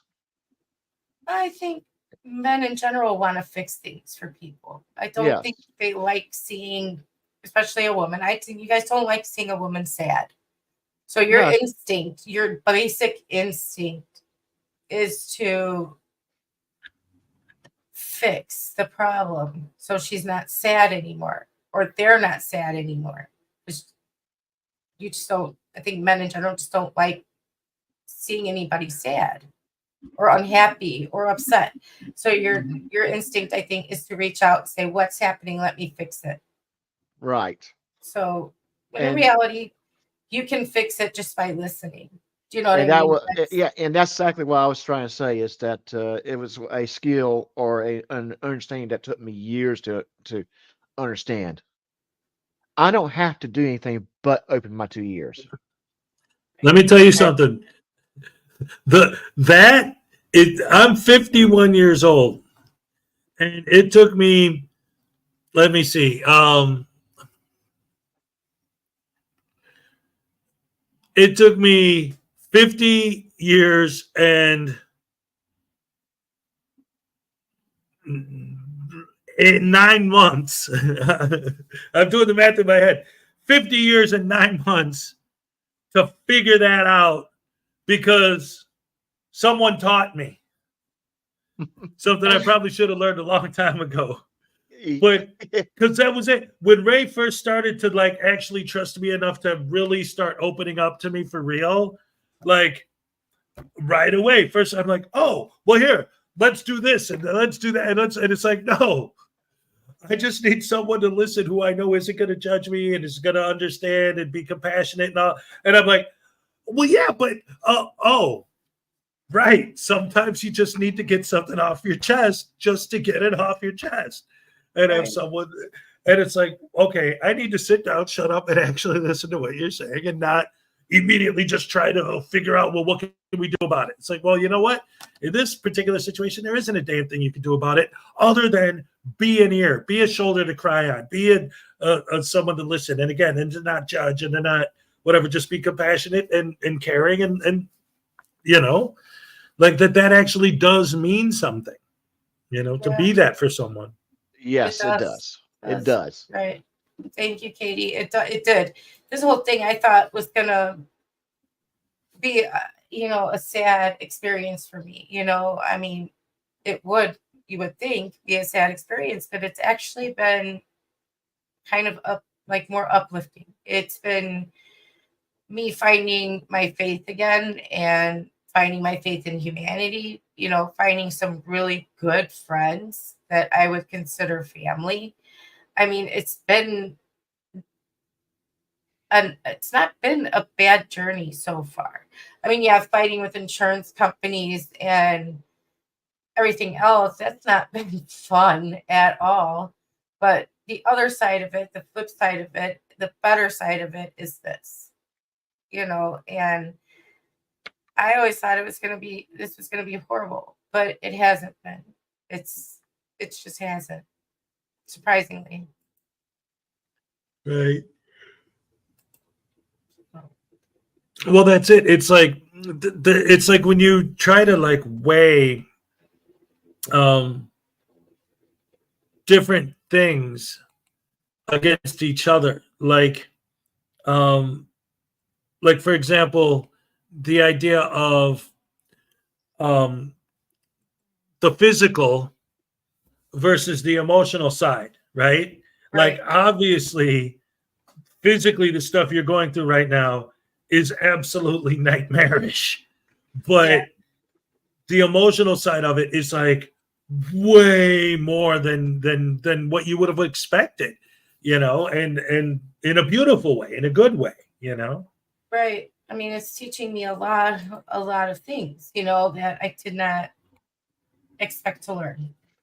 So that is a very, very good thing. That's been a good experience. So I just wish it didn't have to be this situation I'm going through for me to realign with my faith and find all these good people. That's all. That's it. But hey, like my dad used to say, wish in one hand, poop in the other, which one fills up first? Yeah. Right. Yeah. But hey, I can't change it, so I'll go through it in the best way I can. Well, how many times in life in general, do you find yourself in a situation where you're at some point thinking, it really sucks that this had to happen to lead to this point, but boy, I'm sure glad I'm at this point, Yeah. Yes. I don't want to say I'm glad that, but I have a fatal diagnosis, but I'm glad to have met so many wonderful people and realigned with my faith. And I can honestly say that I'm praying again and that I'm meeting people I would consider family. And, it's just, I just wish I hadn't had that to get to here. Right. Something else had happened to realign me with faith and meet these people. And, but if that's what had to happen, then that's what had to happen. And I'm going to tell you, here's the thing. I am so glad I have the opportunity to get to know Miss Ray in a personal level. It's one of those, she has been a very good, positive influence with my channel and with me. I consider her a very close friend, and I'm just glad I had the opportunity. And so, Miss Ray, thank you with all my heart for everything you do for my channel, everything you do for me. Thank you for me being my friend. Just thank you. Yes, yes, yes. That was nice. Thank you so much. I appreciate that. I'll tell you, that's another thing too. Like you talk about the way that so many other people have touched your life, but the way you have touched so many other people's lives. And I've told this story on the air before. Like when I was at the lowest point of my life, pining over my ex and being all depressed, and literally I would come on here and I would do my show. Like I'd wake up, come on, do the show, and then go back to bed until, except for going to the bathroom and eating, until it was time to do the show the next day because I was so cripplingly depressed. And it was Ray who pulled me out of that. And that's something that no matter what, I will never forget. She didn't have to do that for me. She didn't have to be there for me, especially back then. At that time, she hardly knew me. I was just some guy on YouTube that did a show that she watched. But I originally contacted her about working on the show, but the more we got to know each other, like she helped me so much. She pulled me through my darkest hour. And, we've never said anything. We were going to wait to see if anyone would ever notice. But I want to say this because we're talking about it. I got this thing I wear on my wrist. And I don't know if anyone has ever noticed it before, but I've been wearing this forever. This is a bracelet. It's a friendship bracelet of black with purple beads. Yeah. I have the purple with black one. I wear it every day. Yeah, Ray has the other one. And we've both been wearing these forever. We weren't going to say anything because we wanted to see if anyone in the chat would say, "Hey, you guys have matching friendship bracelets on." Like nobody's ever noticed it, so I'm just saying it. But that's the thing that's always been there for as long as months now. Yeah. At least since I think it was in October, November. But anyway, that's the thing. Like I don't know, she really has. You, Ray, really have had a huge impact on my life, positive impact, and I can never thank you enough for that, and that's one of the many reasons why I will always be here for you no matter what. So there. Everyone deserves to be happy, including you. So, you gotta shine, you gotta realize your worth. Always realize your worth. And you are worth it. You are worth everything that you want. You're worth more than you think you are.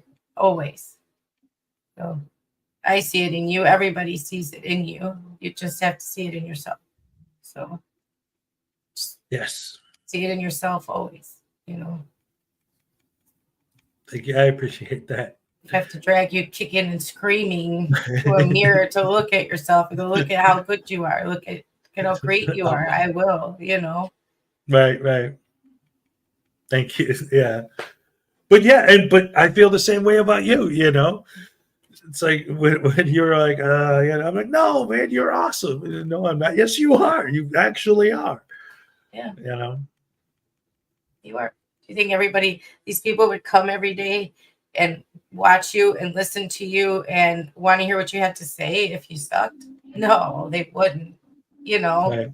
So it's just, you got to look at yourself as worthy and think of yourself as worthy and love yourself first. Yes.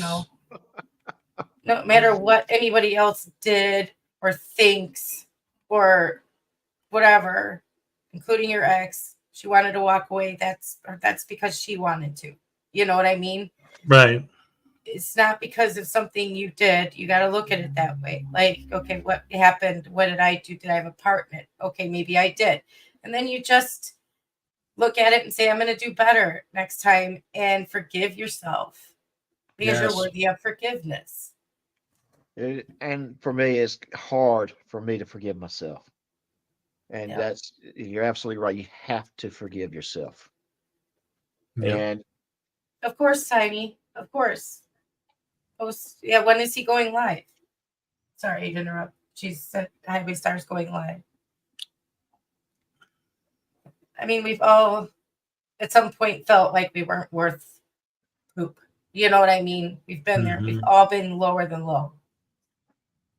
It's easy to be low. We have that voice in our head that drowns out.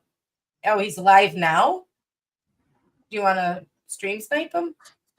Hold on. Yeah, let's see. Post it. Can you post a link, Tiny? My Tiny Chihuahua Life. Well, And I hate to do this because it looks like I already got a couple of fires forming at work that I'm going to have to jump on like right at 8 o'clock.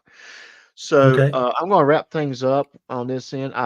Hez, thank you for having me on. Can I real quickly plug my premiere this Saturday at 3:30 p.m. Yes. Central Standard Time is part 2 of Will's Sippy Cup Shenanigans. Nice. Oh, and me and Ray talked about this a little bit this morning. He says, Joe, if you keep on making them better, they're going to be harder to do. I said, well, I hope so. That's a nice little challenge to have to make it Yes. better. Yes. So, Ray, talk to you later. You have a good day.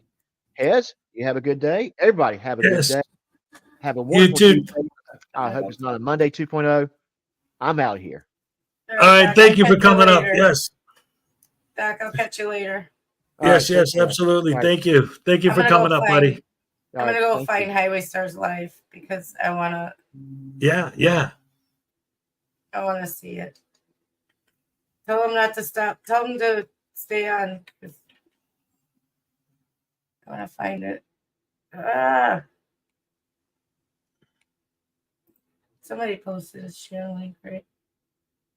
I Oh, there highlighted it is. She got it. There it is. Okay. Yeah.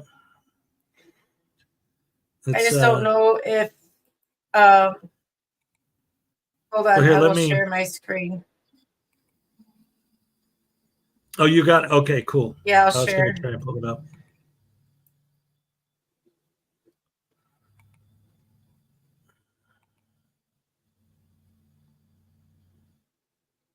Just don't know which screen it is. There it is. Right.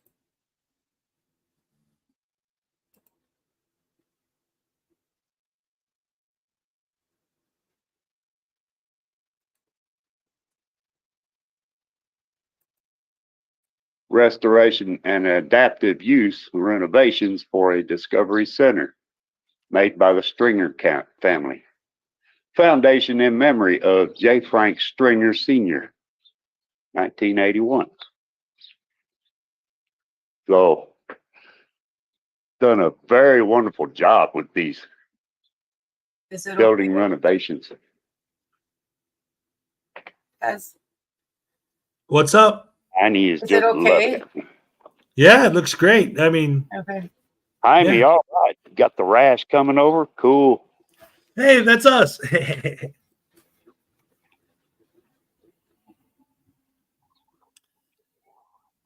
This is so cool. He's walking tight.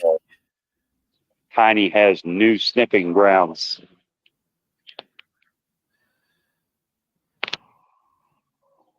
Hey, that's awesome, baby.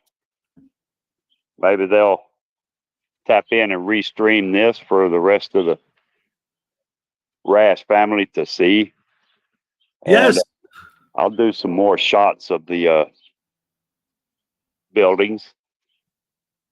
Here's another one. Another one of the officers' quarters. Hey, I Ray, hope they don't mind. Maybe I might walk up to one of the windows, are you and, okay if I take a break for about 10 get a minutes? shot of what ahead. is inside. Right. Hi, Ray. You sniping? Come on in. You guys are welcome. Let me get a close up here. Oh, yeah. Check out that beautiful chandelier. Wow. This is one I haven't seen. Cool. Bring everybody in here. And there's an area rug that I would love to have. Wow. They're still doing renovations to some of these buildings. They've been doing renovations for years. Come on, Tanya, let's go this way. Let's give everybody another shot. Right over here, guys, for those who weren't here earlier, this is the parade ground. And where I went to elementary school was right here. I'm not quite sure what year they built the school, but it was a 2-story adobe wall school, believe it or not. It had adobe walls. And like I was saying earlier, my stepdad went to school here when he and his father first moved here to San Angelo back in 25. And I went to school here from 64 to 70. And it was some years after that when they tore the old school down in order to preserve the original playground, parade ground, excuse me. Here's another one of the officers' quarters. And there are 1, 2, 3, 4, 5, 6 more before it comes up to the block intersection of the street that I live on and one of the main north and south thoroughfares. Yeah, it is a simulcast. If I can avoid the sun. Now, like I say, I can't remember what that building was for. In fact, Tiny and I might just walk over there because my brother and I, when we were kids, and we collected so many artifacts from our neighborhood, that is where we took said artifacts to donate. And in doing so, we would get a free tour of the whole fort, which was awesome blossom for all of us. So I don't know how much they charge now. Let me give you guys another view of the officers' quarters. And there's the chapel just beyond the mesquites. And another look at the hospital. I've been in the hospital. It is humongous. Of course, you can tell by the outside, right?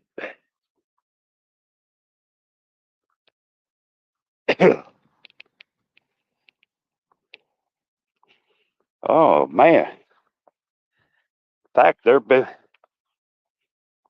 some horse riders on the grounds.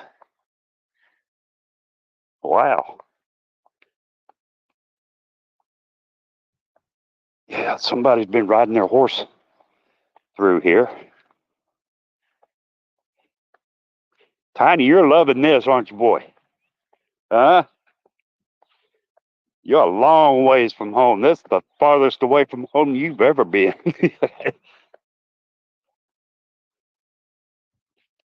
Yeah, he's loving it. Sorry about my finger, guys. Hold up, Tiny. Well, there's this building. I'm fixing to walk up to the door. And there's a couple of plaques. I'm sure they're not going to get mad if I'm getting some of this on video. Oh, and I have one more interesting thing to show you guys.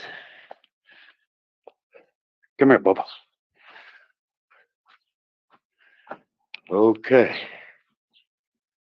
You guys can read that. In gratitude to Wilbur Brown Sr., 1860 to 1958. Wow, the year I was born.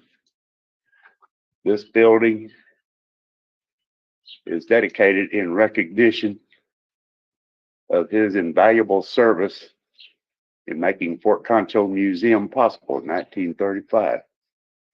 Awesome.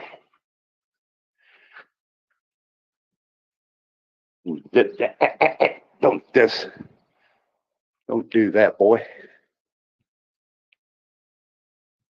In memory of Mrs. W. Carson, 1872 to 1958, founder of Fort Concho Museum. Her vision, devotion, and untiring energy preserved for future generations this part of the history of Texas. Amen.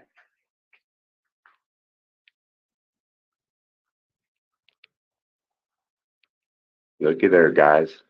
Look at that old roll-up desk. That is freaking awesome. Oh, yeah. Love to have that. And look at the, I believe that's an oil lamp with a base on it.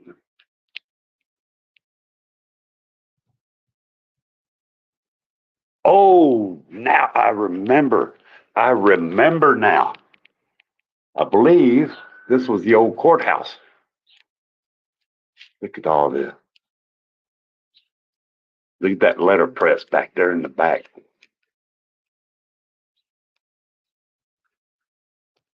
And that old clock. That is, I remember now. I believe this was where they held court proceedings.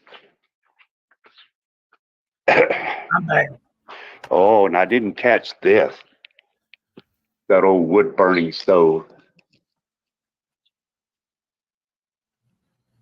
Nice. They have preserved a lot of the time period. I guarantee you walk inside one of these buildings and you're stepping through time, going backwards in time. Oh, yeah. And I said there was one other thing. Not one major. Tiny getting tired yet? Okay, no. Oh, different shot. If you guys can see this. Not a tyrant in sight. Come here, Right. Tiny.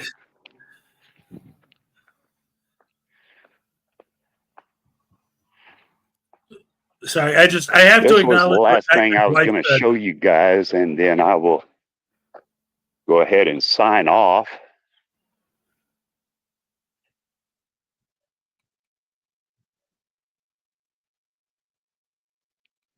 These are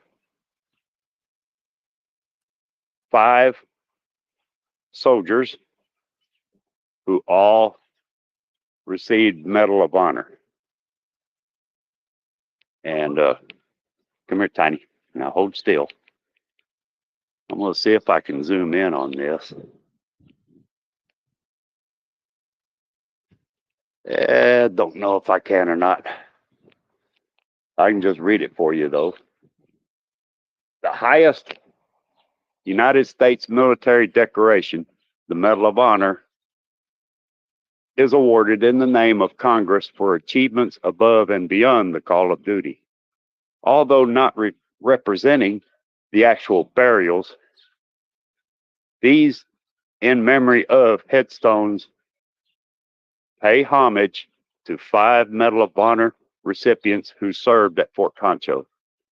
At the time of the dedication in May 1992, their burial sites were unknown, and special permission was given to place these headstones at a fort where all 5 served. Each soldier served here prior to or after the action for which they earned this distinction. Yeah.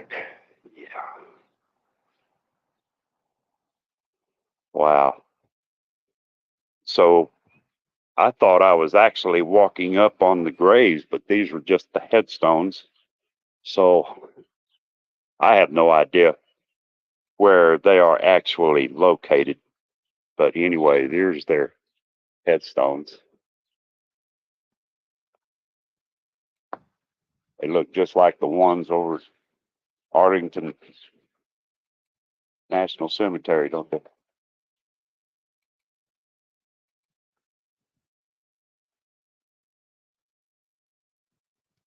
Oh no. Here's another shot of Yeah, the God.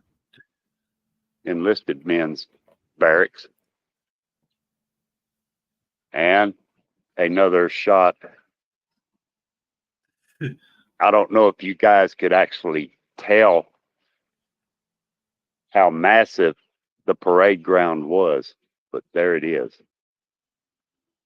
And I can only imagine what artifacts from that time period are still underneath the ground here.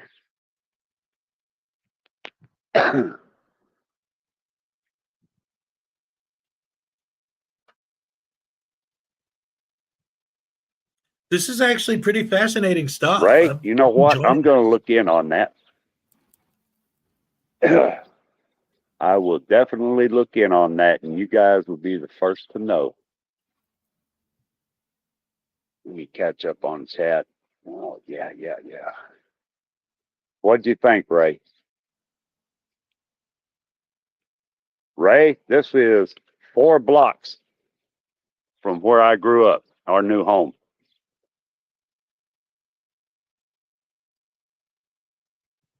And I feel like I'm bringing a part of my past back to the old neighborhood. I love this area. Well, anyway, guys, there is a peak of what old Fort Concho hopefully looked like back then and the way it looks like right now. Anyway, Tiny, you about ready to head on back to the house? I bet you are. Anyway, guys, hey, thank you for joining in. And we will talk to y'all later.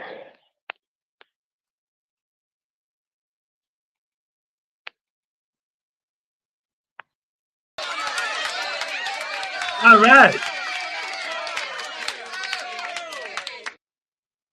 That was great for Highway Stars first live. I like that a lot. Very I did fascinating. too.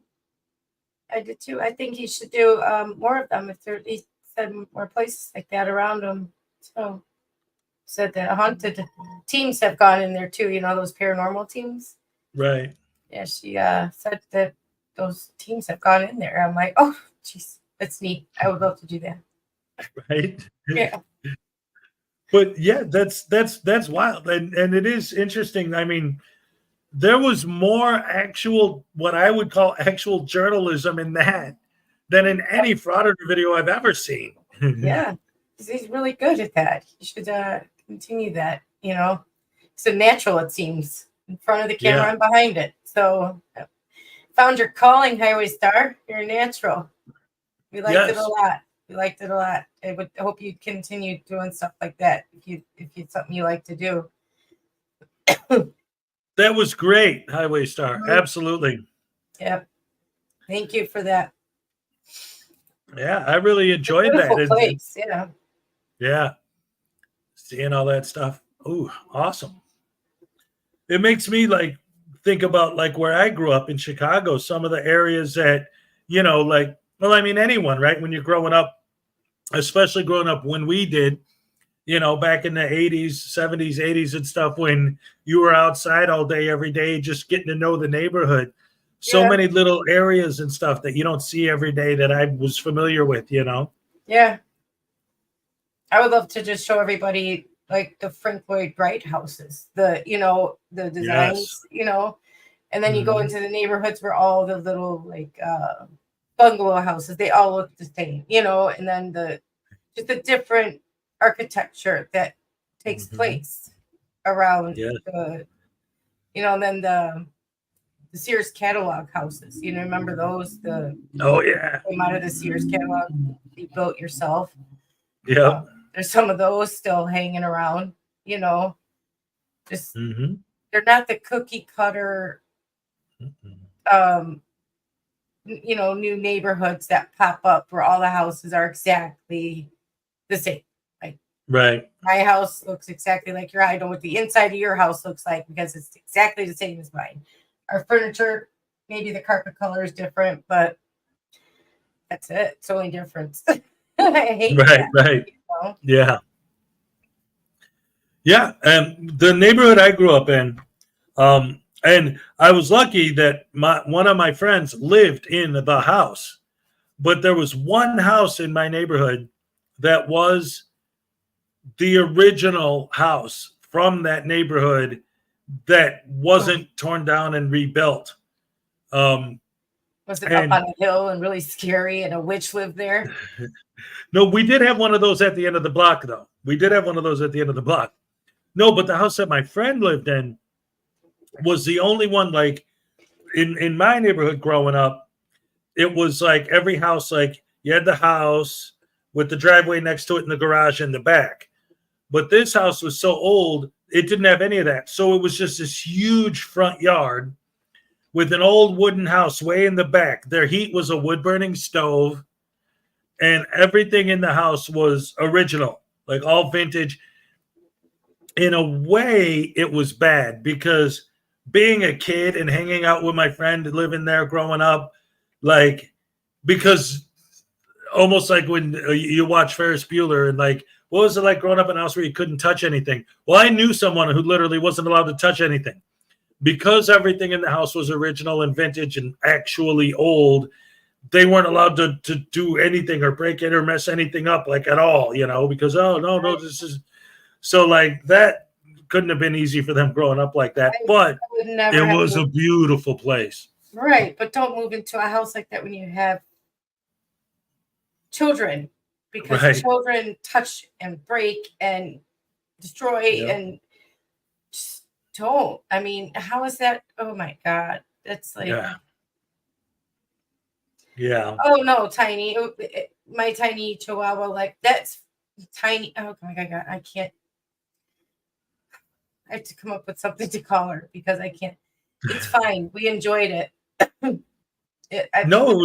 People enjoyed that because we want to see where you live. We want to see the surrounding areas, like historical stuff like that. I'm interested in. I mean, I want does more of that because he's a natural at that. I felt like he explained things really well.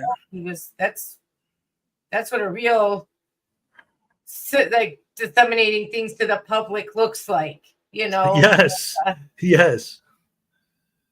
Yeah, he's not getting in a fight with the people at the memorial. He's reading the memorial, Right. Yeah, hey, vilified freedom. Yeah. Vilified freedom. Yes. For $2. Here's your Happy Dance Vilified. All right. Thank you so much. Always great.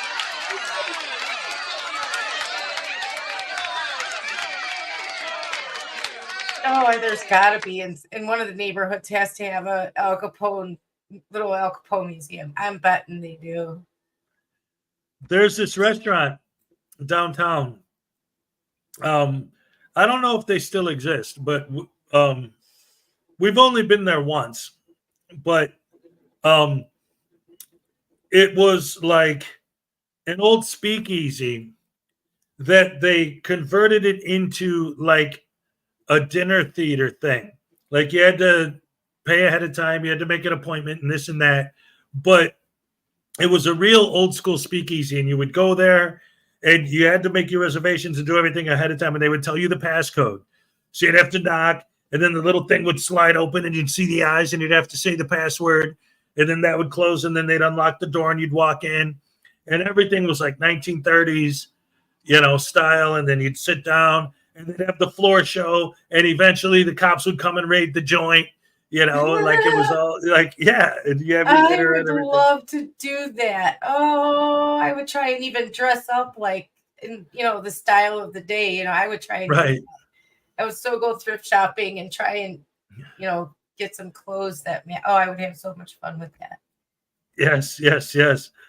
It was here with a sword. I see that. Sword knee. Yeah. Yeah. There he is. Yeah. There he is. Yep. For those of you who didn't see that episode, that's the Teletubby Will. Anyway, let me get back to that. Was going to be his new sippy cup logo. Oh my goodness gracious me! No, now But it's, yeah, I think it's something like it says Frauditor. I mean, yeah, then it's his avatar, and then underneath it's "I'll drink to that." Or something nice. like that. Right on. Which nobody will send me a picture of. I asked Dave, and I don't know, he didn't say anything. So You guys are slacking. Anyway, yeah, that was good. I liked it. So I think you should continue doing stuff like that. You guys should go out and do the tours and. We got Frauditor Mania with the 4-month membership milestone. Ladies and gentlemen, do not pay that time at a dime. Speaking of which, here's my Cash App and my PayPal. Yeah. What's that on?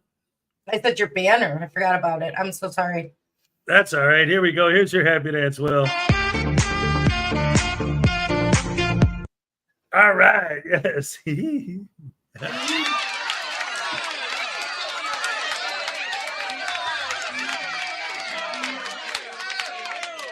Oh, in the wrong screen.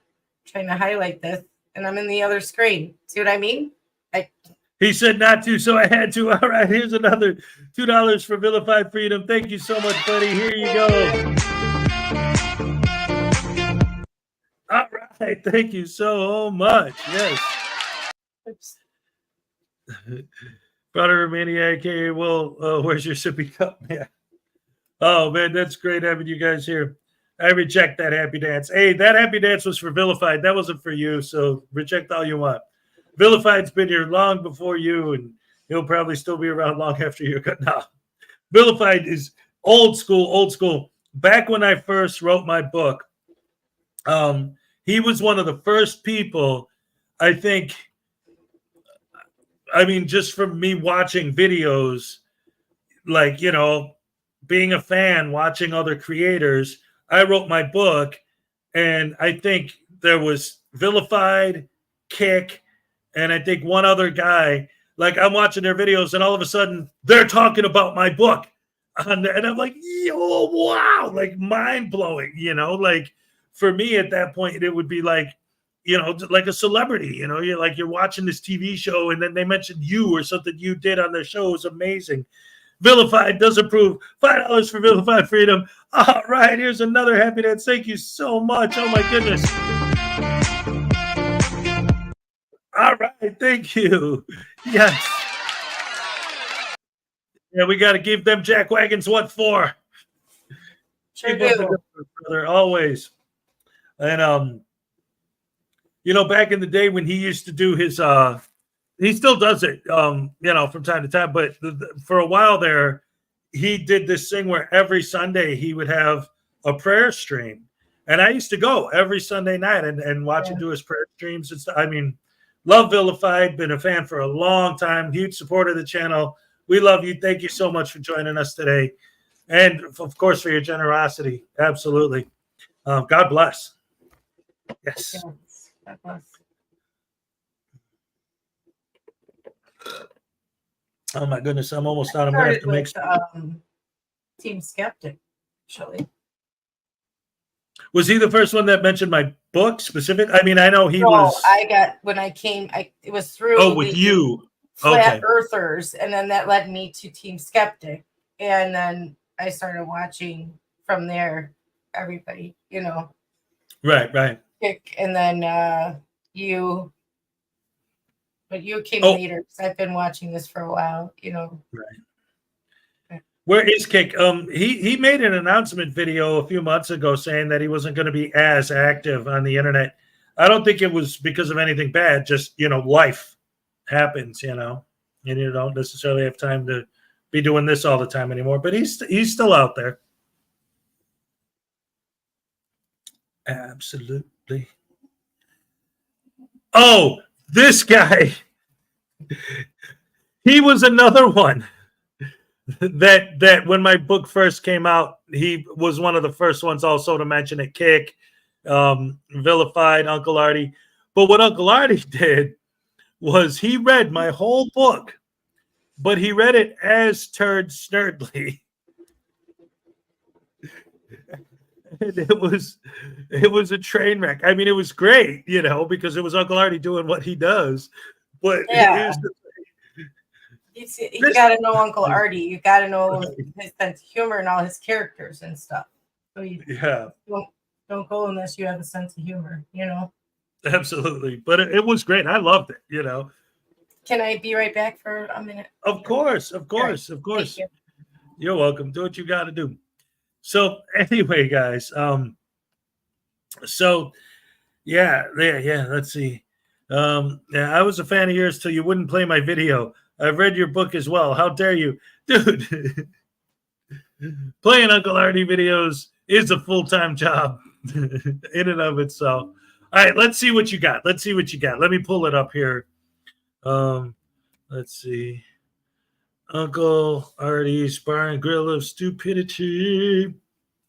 Silent stupidity. Instead of silent lucidity, but never mind. What do you got here?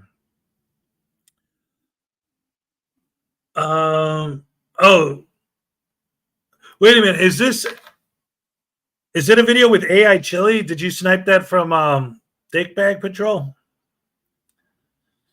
I don't know. You know what I did want to show though? Since I am, because I already have it queued up. Ray actually sent me this the other day. It's only like 2 minutes, so I'm gonna go ahead and play this. This is a news report. Let's see. Hold on. Where is it? Even though Tuesday again isn't Frauditor Day, just because it's only 2 minutes and it is interesting, and this is a legitimate news report. Check this out, guys. They are vulgar. They are profane. They are insulting. They are vulgar. They are profane. They are insulting. And last but not least, they are unnecessary. The court proved them wrong yesterday. Now at 6, San Antonio's police chief is talking about a man with at least 8 million views for his controversial cop watch videos on YouTube. Jesus Padilla says he is just exercising his right to free speech. The city says it's way more than that. Eyewitness News reporter Sue Kalberg has the story of a man who is now under house arrest in the name of free speech. Hey, what y'all you need to come inside. What's the matter, sir? Jesus Padilla calls himself Mexican Padilla on YouTube, and he has more than 52,000 followers. Dude, filming you. Little you. Shut the door. A video he posted last April is evidence of a confrontation that happened at the Central Police substation when Padilla says he went to file a complaint. Don't shut the door. Who says we're doing? The city attorney's office says Padilla is a threat to the safety of officers. When those words or actions tend to incite a breach of the peace, then it's our duty to prosecute to the utmost to the law. Padilla was convicted Tuesday on 3 counts of disorderly conduct. He's awaiting trial on another charge and under house arrest. Hi, is this Jesus? Yes, who's this? Padilla agreed to a phone interview to explain his commitment to his cause. Well, their argument is that there's a difference between free speech and assaultive behavior, and they call you assaultive. Yeah, they said that's their policy, but this policy is the law. I go by the law, man. I go by the United States Constitution. They say there are 2 more people awaiting trial on similar charges, and they will pursue those cases just as aggressively. Sue Kalberg, KENS 5, Eyewitness News. See, and I thought that was a fascinating report because, again, we're starting to see more and more of this becoming something that isn't just like when I first started talking about frauditors, it was a couple of idiots running around filming themselves being idiots. And that was pretty much the extent of the whole thing. Now it's like they're getting case law written against them. They're getting locked up, all this. It's growing, and that's not necessarily good. In fact, and I've mentioned this before, I had started leaning towards doing like more courtroom videos and like Karen stuff and all that, and sort of doubling down on the sovereign citizen thing. Because for a while there, I thought the whole Frauditor thing was already dead until the pandemic hit. And then these guys came out of the woodwork, starting with the protesting the mask mandates. And then that just like made everything blow up. And now they're back stronger than ever. Hello. Hello. You're the one who sent me that news report. So I know that you enjoy, but yeah, what did you think of that? You're talking about the I'm sorry, I just got back. Literally just got back. Don't know what you're talking about. I played it while you were gone. The Mexican Padilla and the way that he got under house arrest for going to the police station and making a YouTube video. Oh, I was thinking when I saw that okay, yeah, he did that and he got in trouble for it. But that I was thinking more along the lines of the media, the actual media, not actual journalists, are starting to catch more wind of these guys. Yes. And they're not in favor of them. Like before, when they would get like a news article written about them or they would get on the news, it seemed like they were more in favor of them. You know, once in a while they would get a little blurb, right? But now when they're on the news, they're not in favor. They're seeing like the tides are kind of turning in the media. And it seems like they're getting more and more in the media. I'm seeing more and more news stations putting out clips of this. You know, so I'm thinking that's a good thing because we can only reach so many people, you know, they can reach more people. Right. Yes. So now more people will be aware of these types of individuals, I'm going to say, to keep you monetized, that are running around out there antagonizing public employees and actual private citizens and anybody they can antagonize. So I think it's a good thing that the news is starting to catch wind of it. That's basically why I sent it to you guys, so that you would see that, you know, there's another news station out there that had this. I don't know how old it was, because my feed likes to give me old stuff sometimes, but I still found it interesting. I don't know who the guy was, but it was still out there at some point. So absolutely. Well, and that's the thing, like, because like you said, we have seen news reports in the past where they actually like, hey, you guys are fighting for journalism. We're journalists. Hey, we should be on the same side, kind of a thing. But I think specifically for me, at least, what broke that, I don't know if you remember, it was a while ago, not that long. It was sometime last year, I think. This lady in a newspaper wrote an article. I think it was about DirectD, but don't quote me on that. But it was saying something about a frauditor that was slightly critical. And then you read the comments under that article from frauditor fans, and they're putting comments like, we're going to kill you, you Jew bitch, and how dare you. And it's like, whoa, you know, which just made her and all of them double down on the, hey, these guys really are scumbags, you know? yeah, I think she actually interviewed, I think it was DirectD.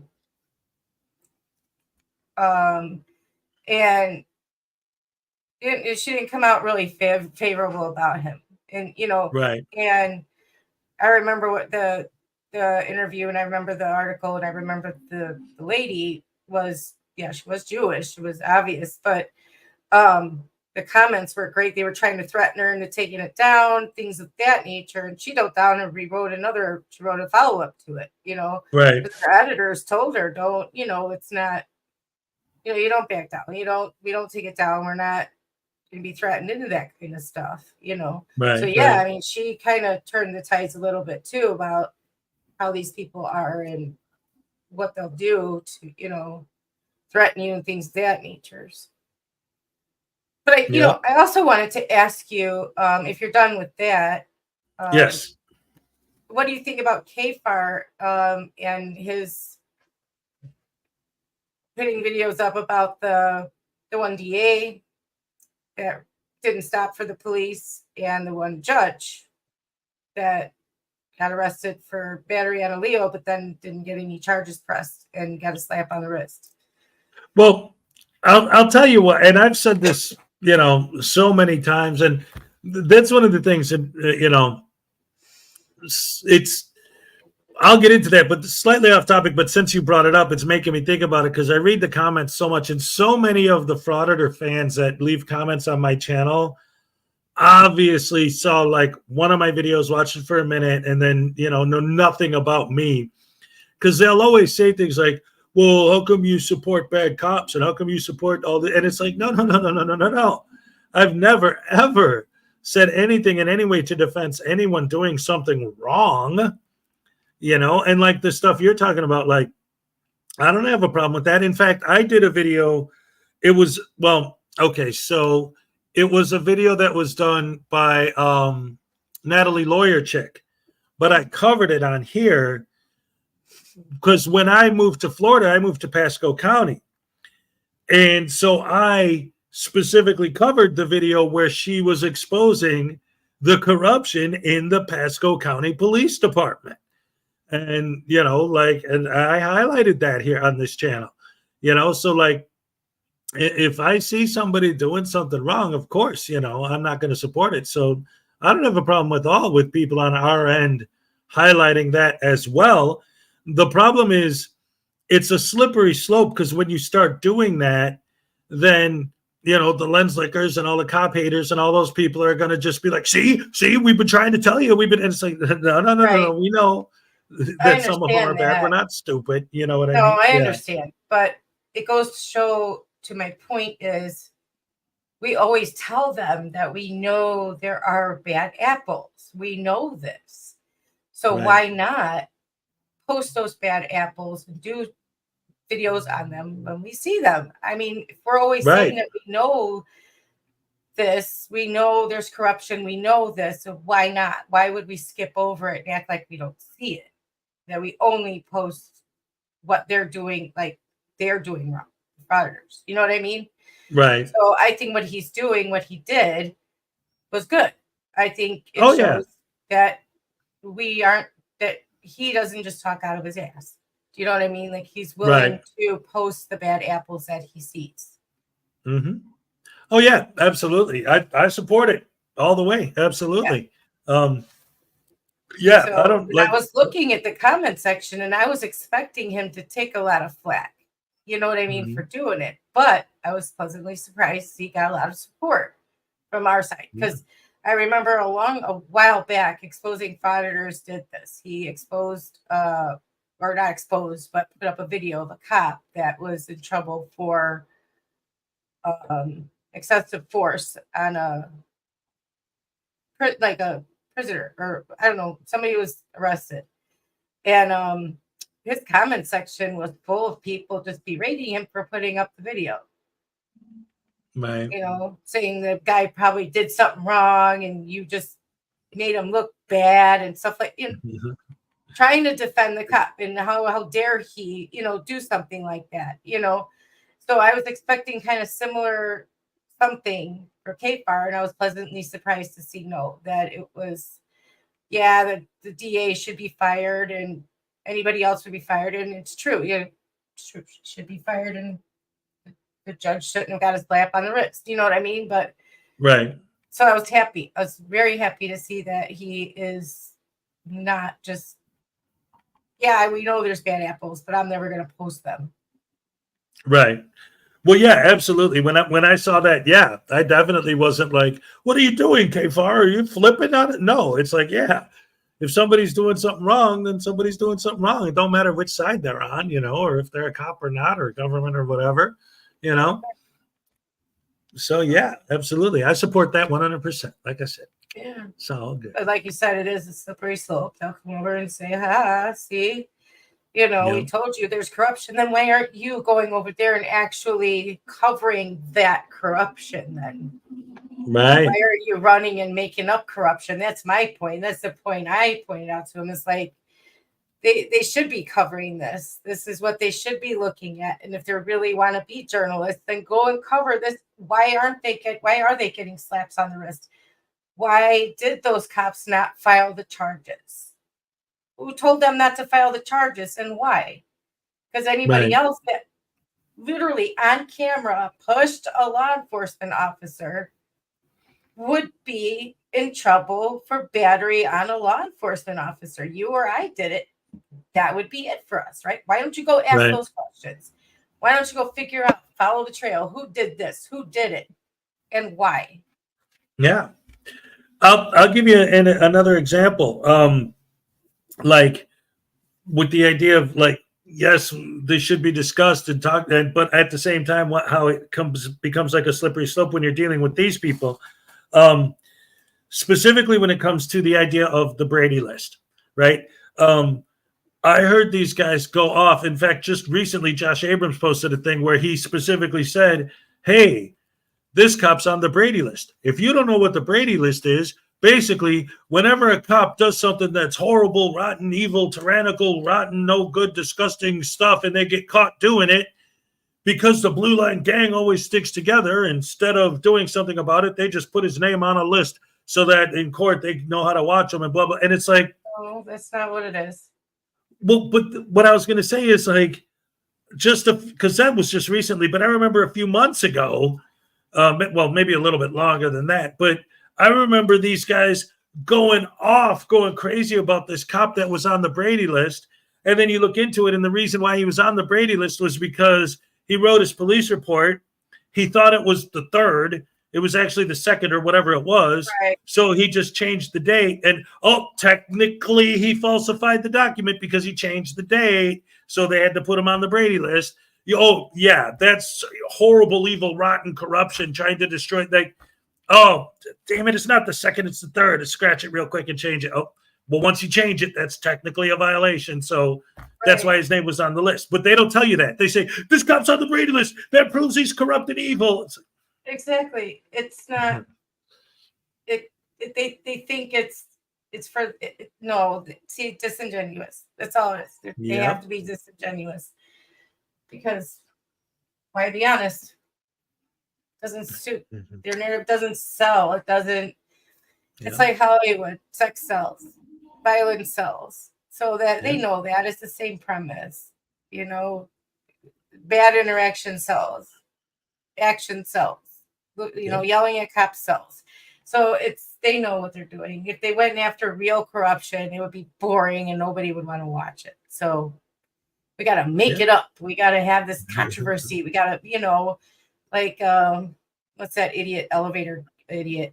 For public safety. Yeah, all this corruption is made up. It's all made up. He literally, the other day I watched something, he literally got, answers to questions, walked back over to Tiffany and said, there's corruption here. It's like, what? He literally just twisted it all to his head and walked away and thought, it's corruption. It's like, I can't even with this guy. I don't know how anybody could watch that guy and not literally lose brain cells. Not just say it, but actually lose brain cells. Because that guy is something else, man. Right. Something. So. Man. It's nutty. It's nutty. And another thing with that is looking at these situations and the way it's all playing out. And again, like with the good cops, the bad cops, the good politicians, the bad politicians, this and that. But the way that it's always portrayed, so you guys actually are probably going to see it within the next, I don't know, however long it takes for YouTube to do what they do on their end. Because I'm just finishing up my most recent video. I'm going to post it as soon as I can. Again, at this point, it's just a matter of me cleaning up the edit and then uploading it and then waiting for YouTube to approve or deny or whatever they do. But there's a scene in it from a Mr. Ghost video where he has text on the screen that says, please like, share, and subscribe for more public freakouts. Yeah. Like, it's not just us saying it. They're blatantly just flat out, like, admitting we're right. Yeah. Well, it's been admitted before. Oh, yeah. So I mean, it's not like it's the first time that. Well, right. It's just every time one of them does it that I haven't heard just flat out say it before. It's like, see, it's not just that one. It's not just Riot Girl said that it was a waste of time not to get a negative reaction, or this one said it, and then this one said, and then this one. And it's like, yeah, see, that's what we've been saying the whole time. This is what it is, you know? Yeah.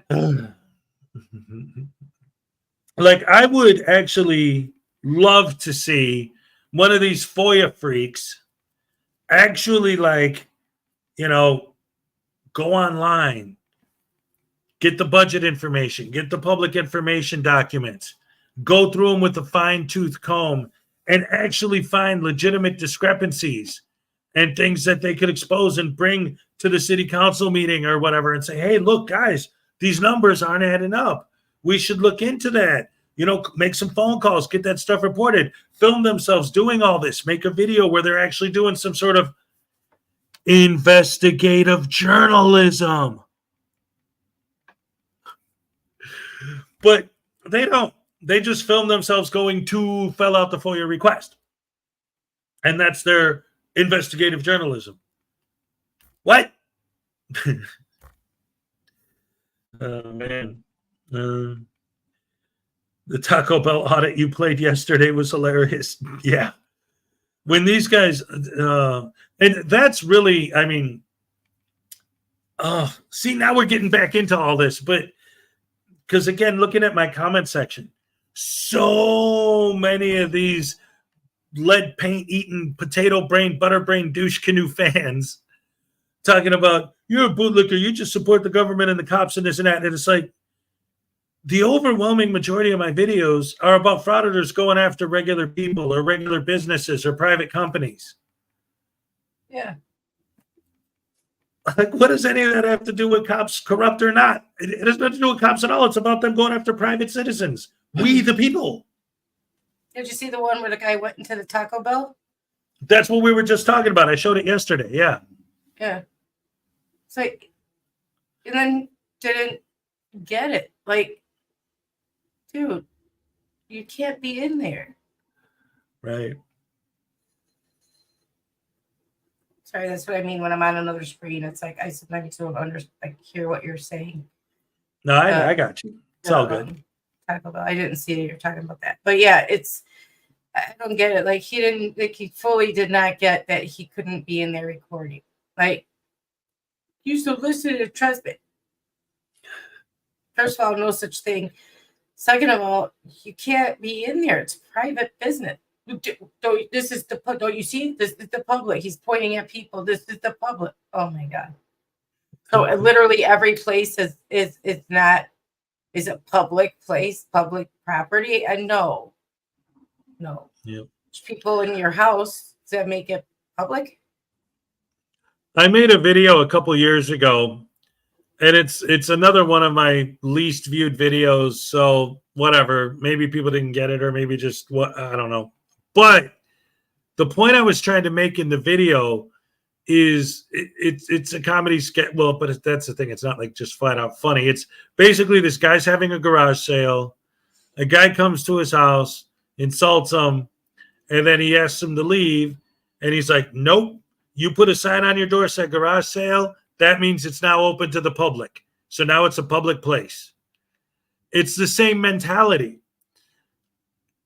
And that was the point I was trying to make in that video. It's like they have this mentality because they'll always say, if I say, well, what if I went to your house? They'll be like, well, that's private property. That's different. It's like, but you guys don't believe in trespassing at all, because videos like that are the proof. Like, you walk into a Taco Bell, you walk into these things that clearly are private, and you still do it. It's like trespassing laws, either they're a thing or they're not. And if they aren't, then I should be allowed to just walk into your house. And if you don't want me to do that, then that's because we have trespassing laws. Well, I have to commit some other crime. So if I didn't break into your house, then I didn't commit the crime of breaking and entering, then you can't ask me to leave, right? Because I'm not trespassing because there was no other crime I committed. No, that's different. No, why is it different? Because again, the laws that these guys hate, the laws that these guys will argue are invalid, are only the laws that they like to break. It's only the laws that apply to them that they would get charged under. Those laws aren't real laws. All other laws are laws. But any Right. laws that I'm breaking, no, those don't count. Yeah, because laws will apply to somebody else if the offense occurred against them. Yep. But otherwise, no. All they say is no. Just all you have to say is no. Yeah. No. And I've made that argument before too. You know, like I said, oh, well, what if I was at your house and you're asking me to leave? I don't have to leave. Yes, you do. It's different. No, it's not. Yeah, this is my house. No, it isn't. Public. So all you have to say is there's people there. It makes it public. Yeah. That's You have a that guy bathroom, said. don't you? That means it's a public place. I mean, that's literally what that guy said. He was pointing at Yeah. all the people. Well, there's people. See, people. That makes it public. Well, if I'm in your house, then there's people. Makes it public. Yep.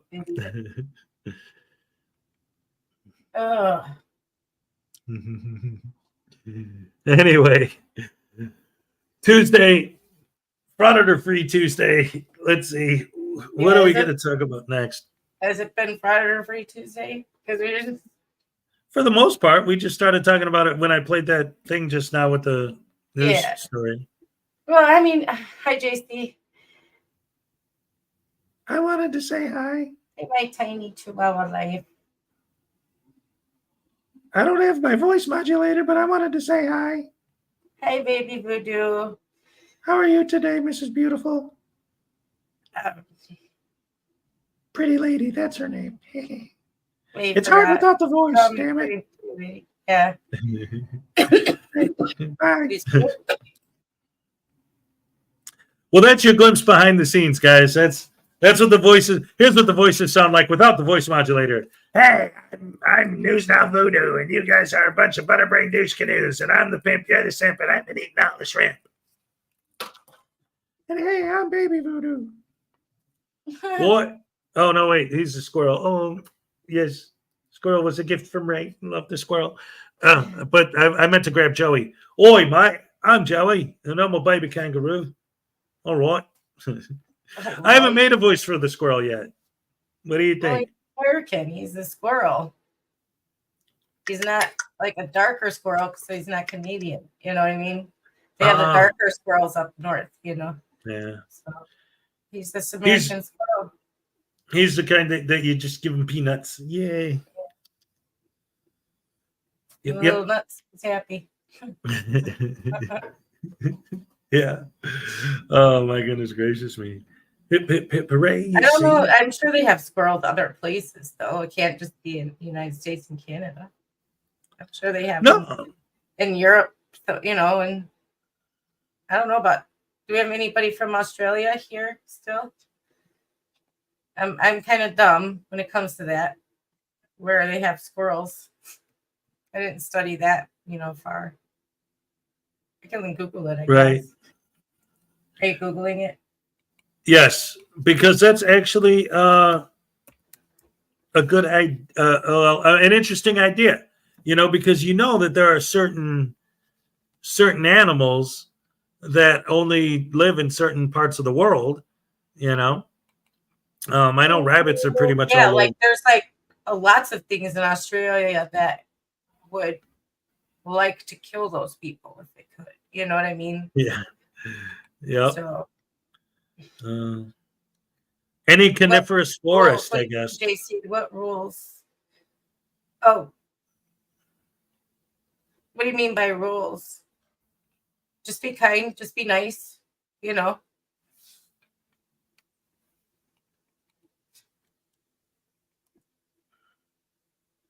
No squirrels in Australia. Okay, thank you, Donna. Oh, the topic we're just talking about, this is Frauditor Free Tuesday.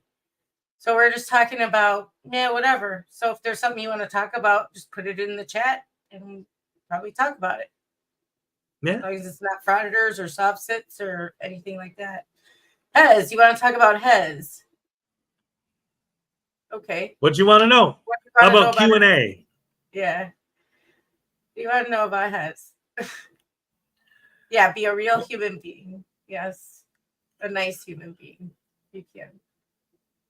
I'm an AI But generated he is douche a canoe. very nice human being. Josh Prime. What? Wait, I don't. Do you know anything about Josh Prime? I don't. Isn't that a YouTube channel? Yeah, I don't know anything much about. I don't watch it, so I don't know much about it. Do you know anything about it? It's a Karen kind of channel. They play. Karen Yeah, isn't video. that one of Frauditor It's a Trolls Frauditor other Trolls channels? channel. Yeah. Yeah. Well, But no, I'm Patrick, still I know you. We have squirrels all over the United States. I'm learning about other countries besides Canada. So yeah, so yeah, Josh Prime is one of Frauditor Troll's other channels, and it's doing extremely well. I think he just got a silver play button, and he plays Karen videos, and I think police cam videos on it, and body cam videos. It's just that's all I really know. I don't watch it though. I don't really have time, so anyway, I found the answer. they don't have squirrels in Australia. No, Donna Ray already Squirrels. found it. Well, no, in general, squirrels are indigenous to coniferous forests in the Americas, Europe, Asia, and Africa. There are technically squirrels in Australia, but the only ones that were there were ones that humans brought to there. They're not natural Oh, yeah, to they're us. not They're not natural native to to their there. ecosystem. Okay. Yeah.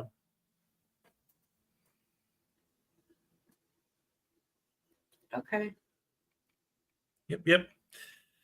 That's like I've thought about this before. Actually, you Oh. know, what's up? Hez, you should have your son and you make a cartoon short. Ooh, that would be I fun. would like that. Yeah. That would be a lot of fun.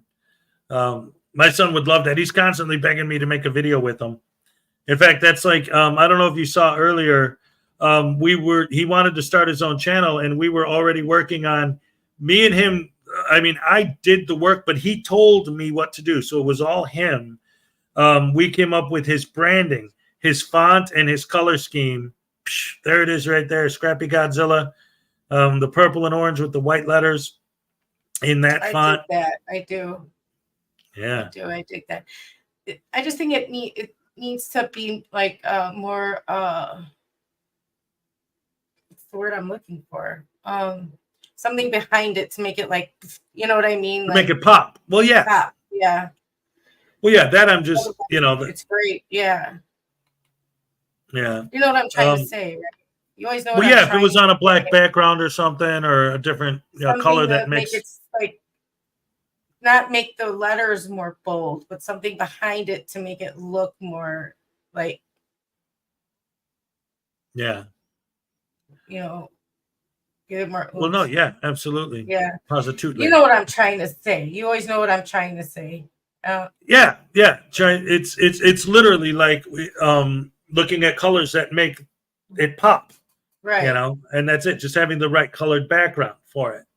Absolutely. Like a 3D. Yeah. Nightman's Wife, like a 3D in a 2D setting. You know how to do that though. So that's what you're perfect at doing. And so you guys always know how to like say the words I'm like trying to struggle to say. And I was like, I don't know what the right word is for that. Well, editing's not my thing. Well, it was funny because while we were doing it, his brother got involved too, and he pulled up the color wheel for the background color to say, okay, look at those colors, and then go on the color wheel, find the exact opposite color, and make that the background. You know, so like they were all throwing in suggestions. So, absolutely. I wish I knew how to edit. I swear, I'd have a channel if I knew how to edit. Well, I mean, I could always teach you. I don't know. I'm not great at learning that stuff. I like well, you I don't know. and like the what's her name? Oh my god. Well, I'll say this while you're trying to remember that. Dream. What the Lucid Dream? Yeah. She's like perfect at editing. You're perfect at editing. There's so many channels that are like perfect at editing. And I'm just like, I would be so like, people would be like, what the hell is so sloppy? You know, she a frauditor? Well, I'll tell you what, I remember, and for those of you, who don't know, because, behind the scenes stuff, but there was one time where Ray and I were hanging out and I was editing live on screen. And while she was just watching me do it, she was getting so frustrated just watching me edit. So like I could kind of see what you're saying. Like, not that I don't think you could learn it, but I don't know if like to go in and say, okay, now let's forward to this specific frame and cut this one and make this a perfect cut. Like, it gets sometimes, Right. especially when you have a slow system like mine. Yeah. And then when you have like, you see how I shake, and with my hands and everything and the tremors, it's like I'm trying to make a cut or something, and I'm like, it's like, it'd be so frustrating. You know what I mean? Like I just, I want to so badly make videos, but I could just do my cat videos and throw those up. They don't have to be perfect, There we go. Yeah. Plus, who knows? Blackheart Knight is here. Ladies and gentlemen, I have to say, I just got an update that I got a Cash App donation from Highway Star. Thank you so much, Highway Star. You are so generous. You're so awesome. Here is your happy dance. All right. Thank you so much.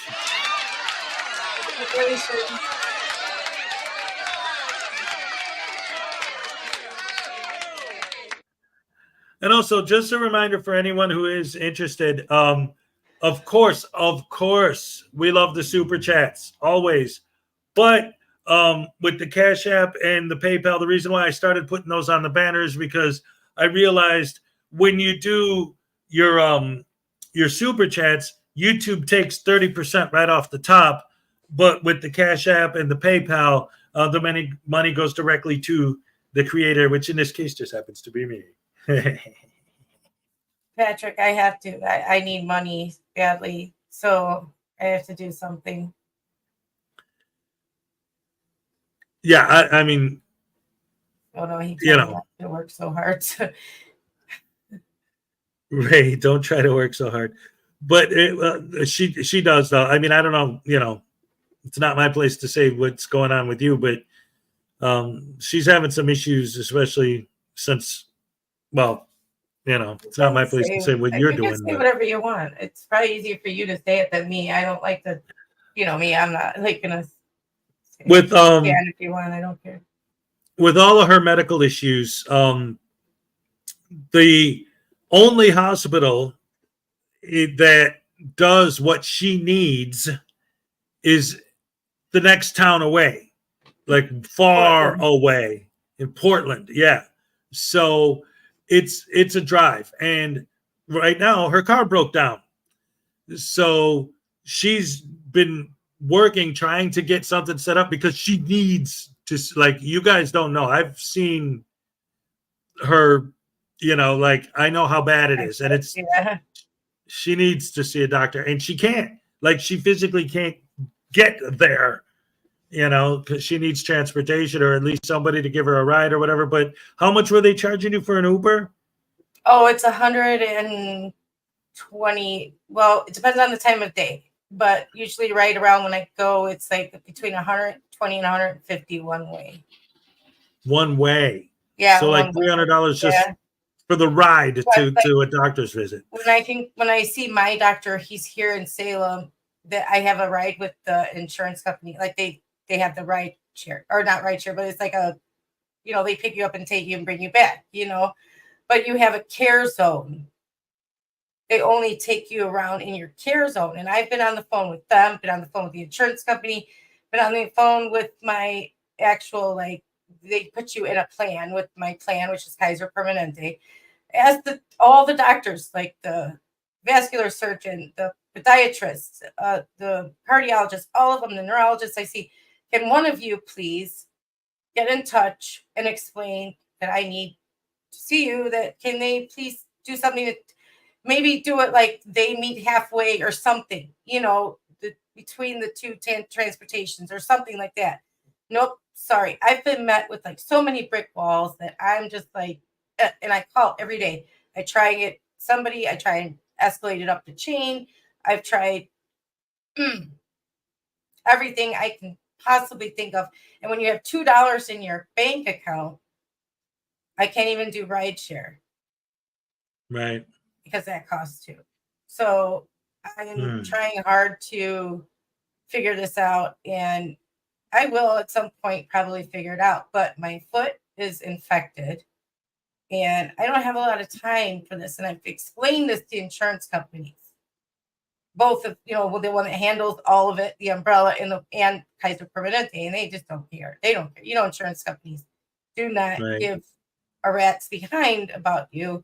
You're just another number to them, another dollar sign to them, and that's it. So I'm doing the best I can though to figure it out.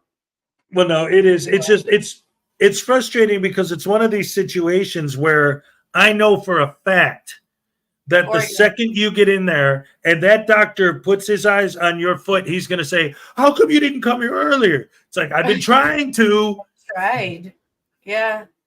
I was even in the hospital, in the Salem hospital for a week with the antibiotics, but they wouldn't do anything because they don't have any Kaiser Permanente podiatrists in that hospital.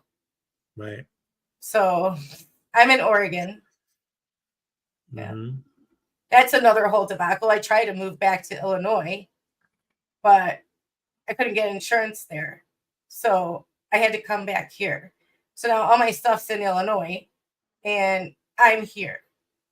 So yeah, that's another whole big story I'm not going to get into right now because we don't have like 3 hours for me to explain all of that, Yeah, I'm back here because like I said, I couldn't get insurance there. And I have to have insurance. I have to have my insulin. I can't afford $600 a vial. So. Yeah. But that is one thing, I guess, because I always try to find anything positive in anything. One of the good things about so much of your stuff being in Illinois is that eventually, if you do move back there permanent, you won't have to pack as much because half your stuff's already there. I don't know. Yeah. I'm not going to get into that, but yeah, I know. Yeah. So things are not great right now with everything, but I have faith. I have faith that I will figure it out. That something will come to my mind that will work. Yes. And a big part of the issue too, like for people who don't know, like with insurance I companies asked that, Donna. I asked that, and they will not give me permission to go outside of my network. They won't give me permission to change my plan. I've asked all of these questions. They will not. I do. Unclean. I have Cash App too. Do you have that? I don't want to put my PayPal in the chat.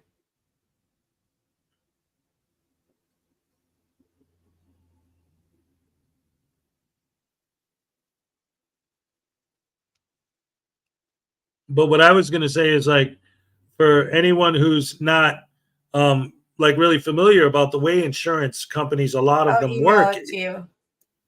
Yeah, go ahead. Sorry. Is no, that's fine, absolutely. But yeah, like the whole thing with like open enrollment, right? Like some of them are such sticklers. If it's not open enrollment, then you have to wait.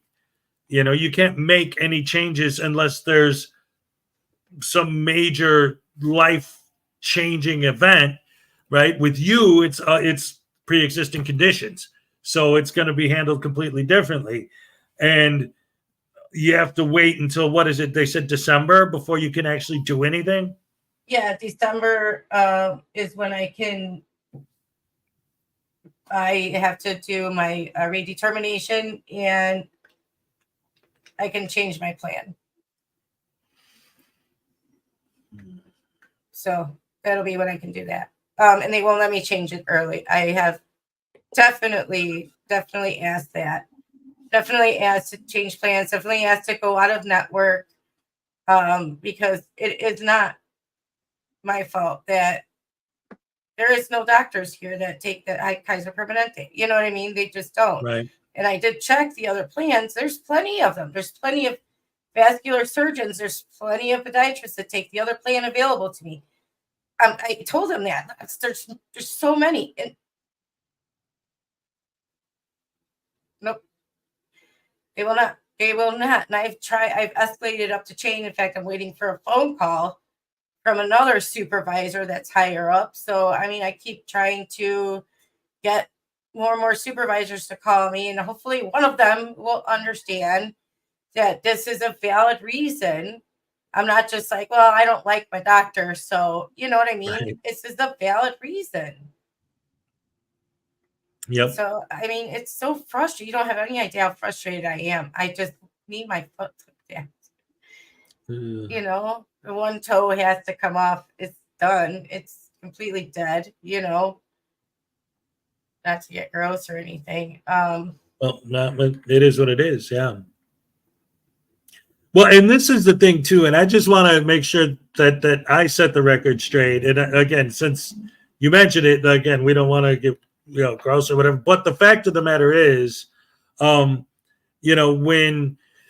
if there's any, because sometimes I hear it, and I know you hear it from the trolls and the bully community or whatever, people saying like, oh, her medical things or whatever, she's just saying this. I have, with my own eyes, I have seen her foot. Okay. And I can attest that it is not good. Yes, it's real. It's definitely a thing. Yeah.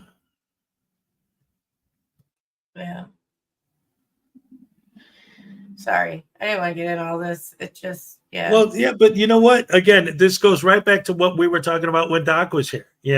Like, whatever all the craziness that's going on in these different communities and the trolls and the bullies and these people and those people and this and that and the other thing, the fact of the matter is, the Rash family is legit. And there are people here who love you and care about you. And we all love and care about each other. And we all try to support each other. So, they want to know what's going on, So it's not like, oh, I'm just dumping this on all of you guys. It's like, they wouldn't ask, right? They care. They do.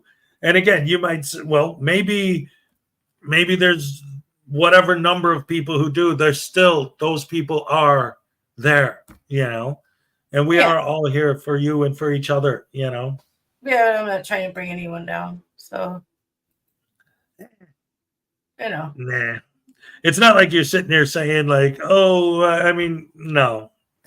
There's, again, and we've had this conversation before as well. It's the difference between pity and compassion. We're not trying to like get pity, but people have compassion, and that's a good thing. Yeah, I'm definitely not looking for pity, Right. I'm just saying, I will figure it out. I don't know how to send this thing. All right. Oh, this will have to. So that's it. No, I'll figure it out. I'll get something. I'll, I am tenacious. It'll, She is. I know. Yes. That's good though. That's good. You got to do what you got to do sometimes. Sometimes all you could do is drop back 10 yards and punt. Right. All right. Yes. But yeah. So wait, somebody was saying something about when we were like, what do you guys want to talk about? Somebody said something about, I want to talk about Hez. What about Hez? I said question and answers. You guys got any questions? Anything specifically? You know what? While we're doing this, since we're just having a discussion day, all the cards are on the table and we're talking about everything. So any questions, anything you guys wanted to ask about me? I mean, because I can't speak for her, obviously. Somebody asked me to help you create an Amazon wish list for your apartment. So do you want to do that today? I can easily help you do that. Well, you know what? I have that, and somebody sent me an email on how to make it so that I can publish it without it being, with my private information. Let me see. People won't know when they send you something from your wish list. Amazon doesn't reveal your address or your name or anything. Let me see, because I might, since we're talking about it, I might could set that up, because I did make the wish list a while ago. I might could set that up right now. Let me see. Where was that email I got? I can help you set or add things, how to add things and stuff like that if you don't know how. Well, no, okay, let me pull it up. Amazon wish list. What are some things you guys think that he would need?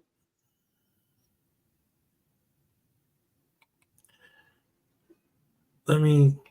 Vilify, what's an e-check? I don't know what that means. What's an electronic check? An electronic check? What is that?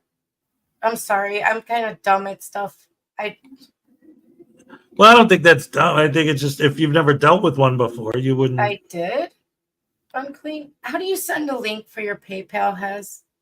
For yours, not somebody else's. Oh, just whatever your PayPal is, you could just type it.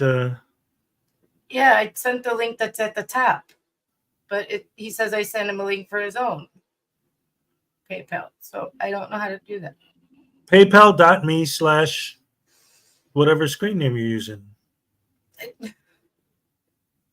What? Like mine is PayPal.me/ Hezokuai. Well, mine doesn't come up like that.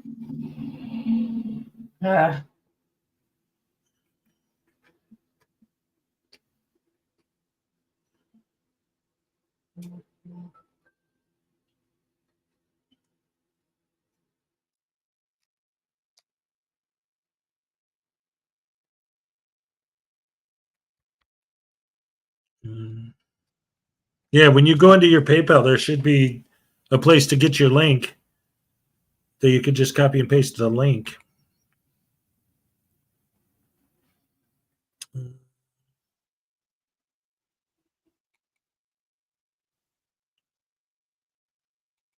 Oh, here we go. Wish list.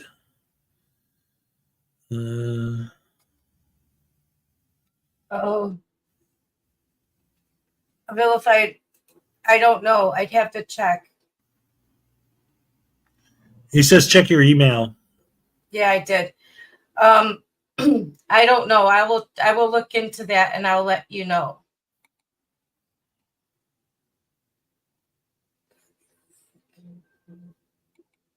Say copy. I gotta find that.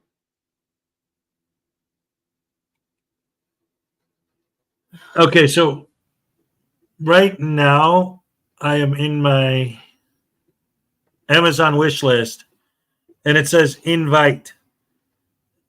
And if I click invite, right. But I mean, when I invite people to it, would they see?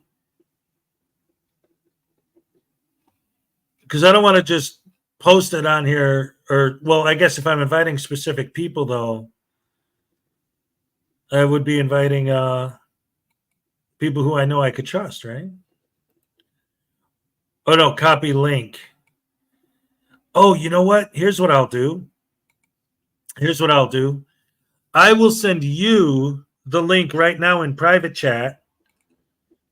And then you click on it and see, like, pretend like if you were a troll and you saw this link and you clicked on it, is it telling you my private information or not? So I sent that in private chat for you. Because I know I could, you already know my address and my name and everything else.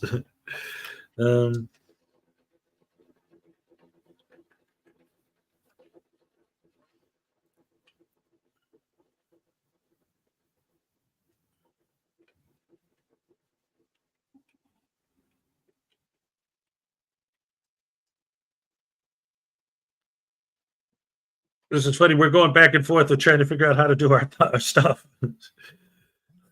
I'm trying to figure out something you know how, and you're trying to figure out something I know how.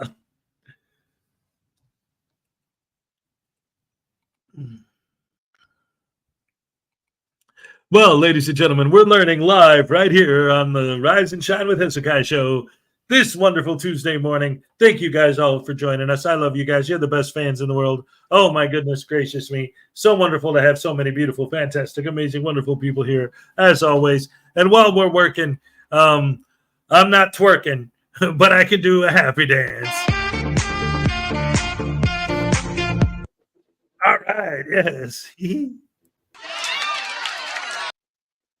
Hey, I know how to buy some time. I just had an idea.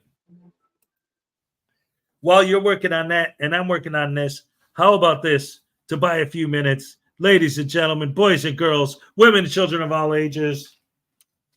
Look at this. What does it mean when that goes on, guys? Ooh, I know you know. That's right. I'm going to do a super, mega, ultra,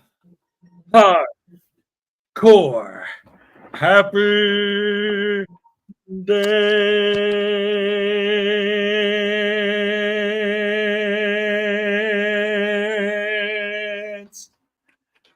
Just for you guys. Here we go.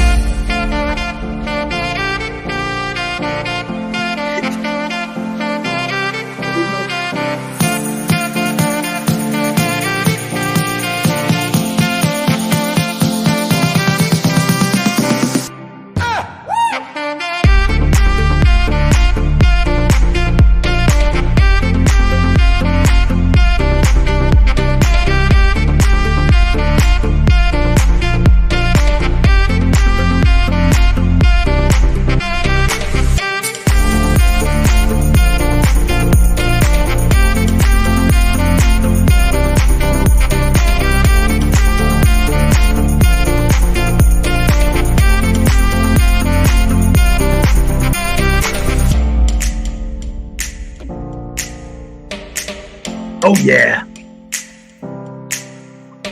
Getting down, getting funky, gonna boogie. All right, all right, all right. Yes, yes, yes, yes.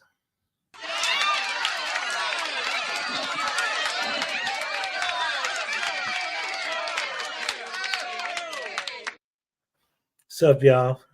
How's it going, Ray? Well, all right.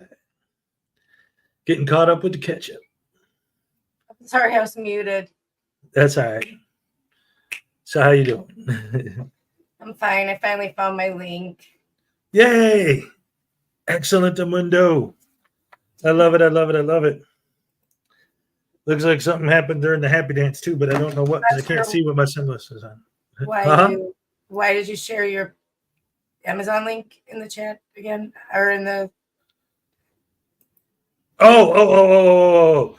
I put it in the private chat because I wanted to test it, because obviously you already know all of my personal private information, so I don't care if you see it.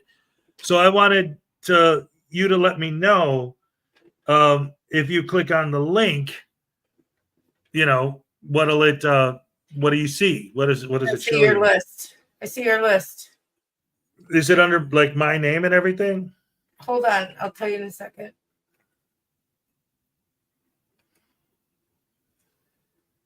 I have, like I said, it's a bunch of screens. I'm switching through here to do everything. No, yeah, that's fine. Take your time. No, I see nothing personal of yours. It's just your list. That's it. Nice. So nothing personal. Like I said, nobody sees anything. Like, let me just I'll see it. Add to cart for the whatever this curtain rod. Okay. Then I'm gonna go to my cart. Right. There it is. I proceed to checkout. And then it asks me where I want to ship it. To me or what? So. Well, is your other option my actual address show up? Yeah, it gives me the option of your address only because I have it in my list. So the person would have to ask you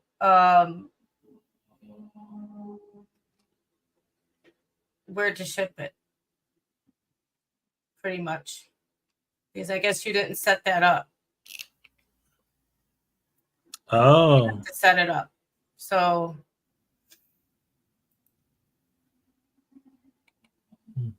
makes sense. I have to help you set it up. So yeah. So would it be safe for me to Stop.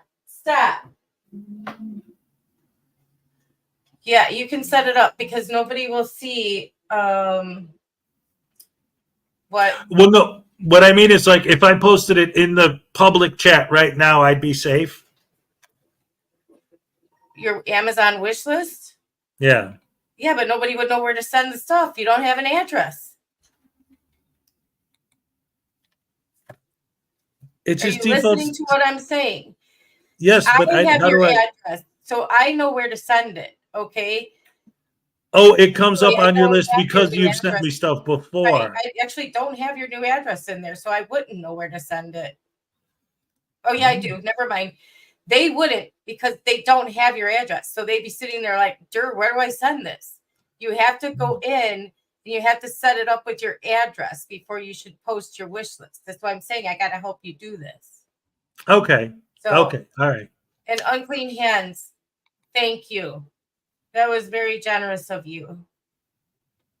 I thank you very much. Wow. Thank you.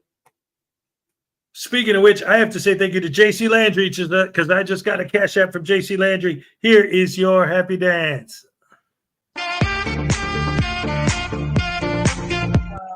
All right, and I'm going to throw out one out for unclean hands in honor of Ray. All right, thank you. That was so nice. This is so sweet. Thank you. Wow. Unbelievably kind. I keep telling you, we got the best fans in the world. Ding dong, dang, dang, nabbit. I don't know if you saw me say thank you to you too for the cash app. That was very sweet too. I appreciate. Which one was that? JC Landry. Oh, JC, here's a happy dance for you again. All right, thank you so much. Yes. You think so, Nightman's wife? I don't know. Oh, do I owe Nightman's wife a happy dance? Here no, we go. No. She said I should set up a registry too. Oh, like a okay. Yeah. And JC, yeah, I'm okay. I'm all right, JC. I'll be all right. Thank you for asking, though. I appreciate it. Yes, So yeah, absolutely. I'll help you. Nightman's wife said I should set up a registry too, but I don't know what I put on it to tell you the truth. But Yeah. I need a lot of stuff because like I said, it's all at my sister's house. So yeah, that's fun. But anyway, Yep. I will help you set up Yes. your address, and trust me, no one will see it when they send it. You know, except the people Right. here. They'll see it, but they don't care. So Yes. there you go. And hi, Clearwater. Glad to see you back. Hi, Dennis. Hi, darling Renee. Me too. Me too. Every time I think I got used to it. Nope. Guys do more. Ooh. Just. She said, "I'm always blown away by the kindness and generosity of the community." Yes. Yep. Me too. Me too. Like I said, every time I think I'm getting used to it, I will let you know. Vilified. Thank you so much. I'm always blown away by the kindness and generosity of this community. Yes. And here's the other thing too, guys. Here's another thing too, to keep in mind. It isn't just like you guys. Ray herself. These headphones I'm wearing were a gift to me from Ray. She gave me this squirrel. She gave me a really nice leather-bound hardcover edition of the complete works of Edgar Allan Poe. She gave me the book. I mean, so much. Like my microphone, again, all my stuff is in Florida, but my microphone was from Unclean Hands. You know, I got so much. I mean, you guys have been so generous. This came from Unclean Hands. I mean, this came from Griffey. This necklace I'm wearing came from Ancient Chart Music and Art. I got so much. This community is so generous. You guys are always, that's why I always say you guys are the best fans in the world. I love you guys so much. We are the Rash family, and we're Rash family strong. Ow! I just went and hurt myself. Ding dong, dang, dang, nabbit. All right. Yes, don't do that. No hospital visits. Right. I just fixed it. Ray, I added my address to the housewarming list. I figured out how to do it. Oh, so see, you're smart. You see, I figure you're kind of right. There you go. Manage list, and now I'm going to add my email address to it. There we go. See, I didn't realize, because when I first thought of doing, well, I mean, I didn't think of doing it. Somebody mentioned it in the chat.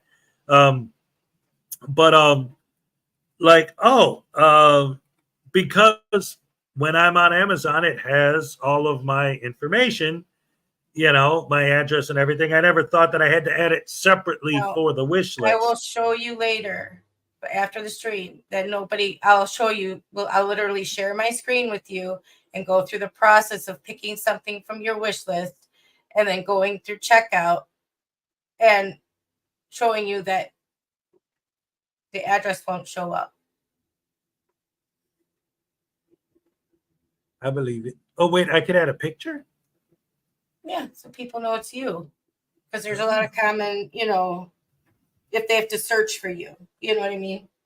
Right. But they won't have to because we'll put your link out. So yeah. And again, it's just literally after I moved, thinking of all the stuff I needed. There's like a broom on there, a wastebasket, a cutting board, you know, curtains, dish rack, stuff like that. You know, just simple house items. Cups. Well, I have those utensils.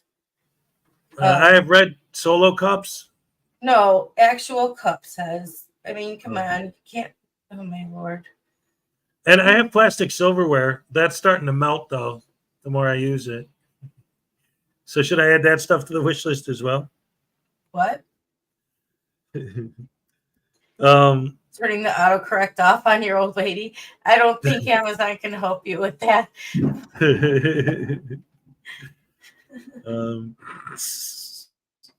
Wow, we got a thunderstorm going on outside right now. Did you hear that? Wow. You know, the thing about Oregon is we rarely get thunderstorms here. It's very rare, believe it or not. Okay. In this area anyway, to get a thunderstorm. So, yeah. I miss it kind of. You know, when you're Well- like laying down to take a nap, and it's like it's kind of like great, like been warm, and you just got the window open, you got that breeze, and it's like a thunderstorm, and you're like just laying there listening to the rain and the thunder. I kind of miss that. Yeah. You know, not the micros, bursts and all that nasty stuff, but just a regular thunderstorm. Yeah. You don't realize how much you miss it, all those things, until you don't have that, just that basic stuff anymore, like a little gentle thunderstorm. And I mean, there's sitting outside watching them, watching the lightning Yeah. and just listening to the rain. Like, it's actually very nice. It's calming. It's Yeah. calming. It is. So when you don't have it anymore, it's like, oh my sweet Jesus, I miss thunder. Yeah. Which is weird. You Don't know, miss snow especially though. don't miss the snow. Never will I Right. miss the snow. Never. I'm over that. I don't ever want that again. But I mean, I want to go back to Illinois, but I don't want to go back to the snow and the cold. You know what I mean? I'm over that. I don't want that anymore. Right. So Yeah. it's just a big squall line moving through. That's Nightman's wife. So you'll be all right. Are you prone to losing power there, or Me here? no? Person Oh, behind Nightman's you. wife. No, you. Yes, you. Oh. I'm talking to you. Are you Oh. prone to losing power there? I don't know. I haven't yet, but I mean, I've only been here for a couple weeks, so I don't know. When I first got here, it was snowing, so I haven't had an actual storm yet. So I don't know. We'll find out, I guess, if I lose power or if my internet goes out, then I'll know. By the way, I'm getting new windows installed tomorrow morning, so if it What? doesn't rain. Yeah, the landlord wanted to put new windows in here, and I got a text from her that they're going to come install them tomorrow morning if there's no rain. So that's interesting. Well, hey, and it'll be more. Your heat and air will be more efficient. You know what I mean? Right. Well, and I guess that was the idea, was why she needed to do that. Because I guess the last person who lived in this apartment complained that the heat and air and all that was way too expensive because the windows weren't very good. Let's see. Just looking at something here, reading. Do do do do do do do do. All right.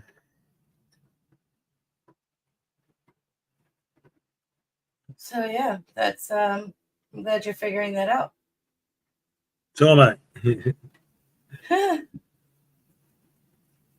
All right, so I got silverware added to my wish list. Yeah, you need that, and you need cups, plates. They don't have to be expensive. Bowls. And bowls, yeah, they don't have to be expensive.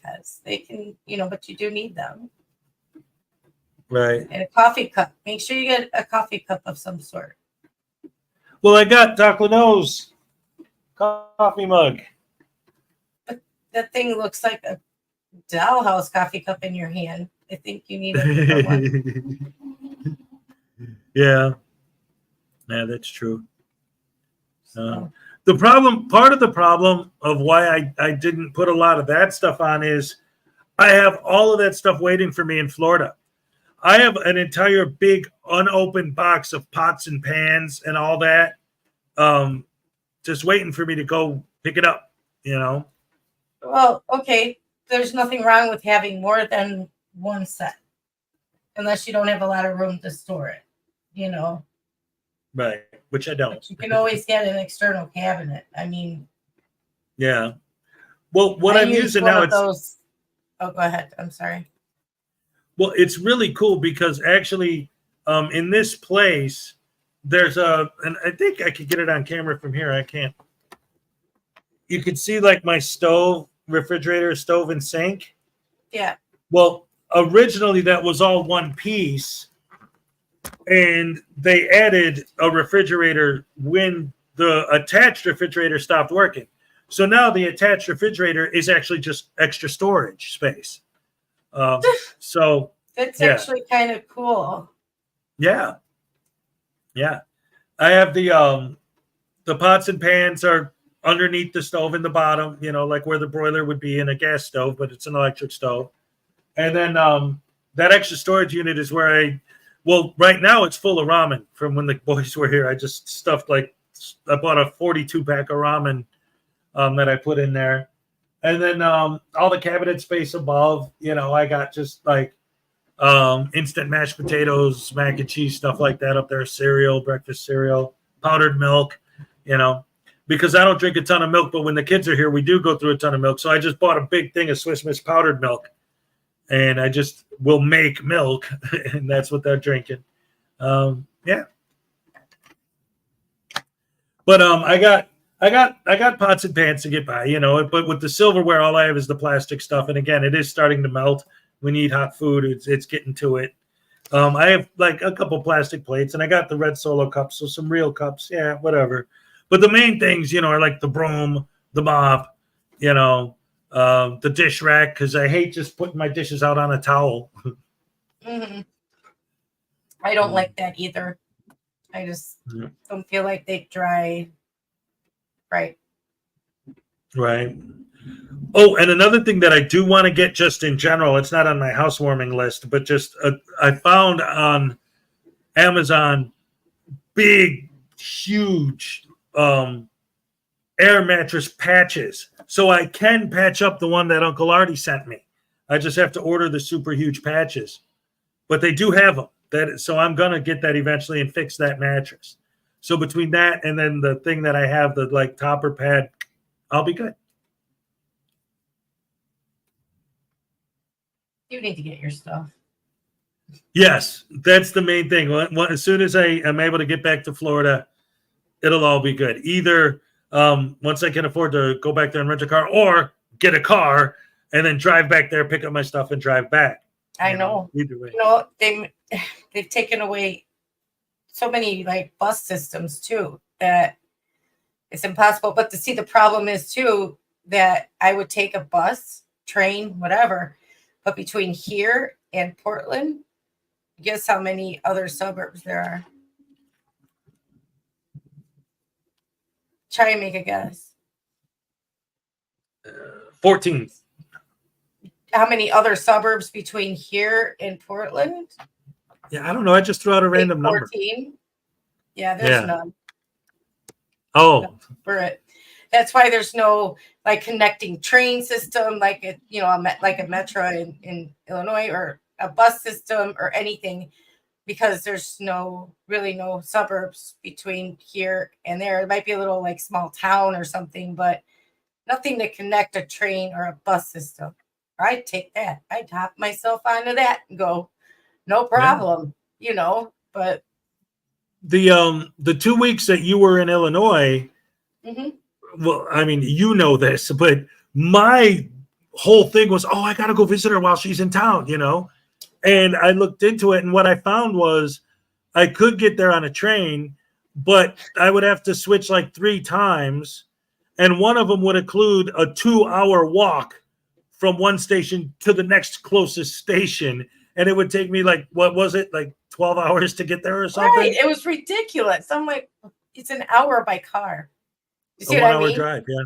The ridiculousness of public transit versus having a car. And then there's no public transit in some instances. It's because there's no way to connect public transit from here to Portland. It's right. Are they going to just a straight train? No, they aren't going to do that. So crazy. And then, oh gosh, this is one thing I want to tell you really quick. When I got to the airport, when I landed and got there, my bag somehow had made it there ahead of me. That when I checked, so I guess it was on some earlier flight or something that I didn't know about. So I'm looking for it, and I see it though. I see it by where the bags go. People lose their bag and you have to go pick it up or whatever. I see it over there and I'm like, why the heck is it over there? So I go and I ask the lady, I'm like, that's my bag. Can I have it? And she's like, can you prove it's your bag? I'm like, yeah, I have my ID. How about that? You know? So she's like, all right, it's your bag. She's like, the only reason we kept it over here, didn't leave it over there, was that there's a lot of theft that goes on in this airport. I guess like people just walk in baggage claim and just take bags. I'm like, what? For real? Why don't y'all get some security? Yeah, right. She's like, we can't keep anyone. So I'm like, oh my gosh. Wow. She's like, and if you're gonna stand outside and you're by yourself, make sure your ride is coming pretty quick. I'm like, it's daylight. What are they gonna do? She's like, doesn't matter. Just make You're sure in Portland. And she's like, and you're a sitting duck. You have your rollator and all that. So she's like, they're gonna you're gonna look right at you and be like, she's easy target. So make sure you get your ride really quick. She scared the poopy out of me. She literally did. I'm like, can I sit inside and wait? She's like, how's your ride gonna see you? I'm like, wow. dang. Oh man. I'm outside all scared. Like, I don't even have a weapon. Yeah. It was weird for me. It was interesting, actually, I thought. Well, I think it's interesting, but for me, it was weird in a kind of similar way, but it's kind of hard to explain. But you're from Chicago, so I think you'll understand. Or anyone who's from like a big city. When I finally came back here and flying in from Florida till Milwaukee, when I got out here and I saw, I guess, what might be considered to be the scary stuff, I was like, home. And I used the one example, like when I really knew that I was finally back home was when I noticed all the garbage in the lawns. I'm walking down the street and I'm seeing all the trash on the grass, and I'm like, yeah, I'm back home now. Yeah. Yeah. I knew I was back home when I had a hot dog. Well, that's a whole nother, yeah. Yeah. Problem is I still have to eat like correctly. You know what I mean? So I can't really do the whole just go there and just indulge. Yeah. So she was like, oh, we got to eat this. We got to eat that. She's wanting to do it every day. And I'm like, I can't. I have to this moderation with this. So didn't really get to eat everything I wanted to while I was there. But made it to a hot dog and a pizza puff. Right. Well, that's the thing. It's got to take time when you haven't been to Chicago in a while. Like when we were living there full time, it's like that's just what we ate every day. But now it's like, okay, which one do I want today? I've only got so many days. I can have the Chicago hot dog, a Chicago gyro, a Chicago beef sandwich. I mean, the list gets longer and longer. Oh, you got to get your Polish with the and then your brats. Too long. Yeah, you have to be there for months. You know what I mean? And it's like too long. So I just didn't get to the Lou Malnati's, and now I wish I had done that first because I didn't know I was coming back. So it's like, dang it, I would have traded the hot dog for that in a minute. But I can get that online and I can get it shipped, but it's so expensive to do that. So I'm like, I'm not gonna. Anyway, you're yawning. Yeah. I was up late last night. Oh, what were you doing? Party? Did you go to a party? Do you have a party? No. Oh. No, the only time I do anything is when the kids are here, and I'm playing with them, or we go to the park or do whatever. But during the week, I do my show, and then I just basically do my work, go on the computer, do research, stuff like that. Or, and this is weird, and I was actually I don't think it was on the show. I think it was just you and me talking. But one of the things that I never, because this is the first time I've ever actually lived alone. I've never actually done that before. I did once, but that was years ago, and it was like right before I got married, so there was always somebody around, But this is the first time I've actually been alone, and I had no idea how much cleaning it is. Like I thought once I'm by myself, oh, I wash my one dish and then I'm good for the day. You know, it's like, I'm constantly cleaning everything in this place all the time, all day, every day. I'm scrubbing stuff and wiping stuff down. And then especially like yesterday, you know, because I have the boys here on the weekend. So every Monday is just like, oh, look, oh, he dropped this. Oh, what's this? And then like if I sit on the ground and I rub my hands on the carpet, oh, what's this? Oh, what's this? Oh, I'm constantly finding stuff in the carpet. Oh, I know, well, but you know what? It's because you don't. I mean, if you sit idle, then for me, if I'm idle, I'm thinking. Does that make sense? Yeah. If I'm doing something, then I'm not thinking too much. Right, you're focused on what you're doing. Yeah, especially if I'm washing dishes. For some reason, if I wash dishes, my mind just stops and I focus. And so I'm always, don't do the dishes. Don't you touch those dishes, you know, because that's my, like, I need to shut my brain off, just focus on that thing, you know. So, but yeah. Not worrying about anything or doing, just cleaning. Yeah. Yeah, I get it. Yeah, but see, I can't do much because walking is just so painful right now. Like I've never had pain like this. It's like unbelievable. I'm just like popping Advil left and right, and I'm not even supposed to take that much, but I don't even care because I can't deal with it. It's like, no, I'd rather give birth. I'd rather give birth again. Just, it hurts. I'm telling you. Ouch. Yeah. Oh my goodness. Yeah, that's not. I finally got some aspirin, but that's what works best for me. But all I got to hear is Tylenol. Tylenol doesn't work Tylenol for me is a joke. It doesn't do anything. It doesn't even lower my temperature anymore. It's a waste of me. I'm sorry. I don't know why the hospitals are like, you just had your tummy ripped open. Here's some Tylenol. It's like, hey, yeah, you're a joke. You got stabbed 52 times. Here, take an ibuprofen.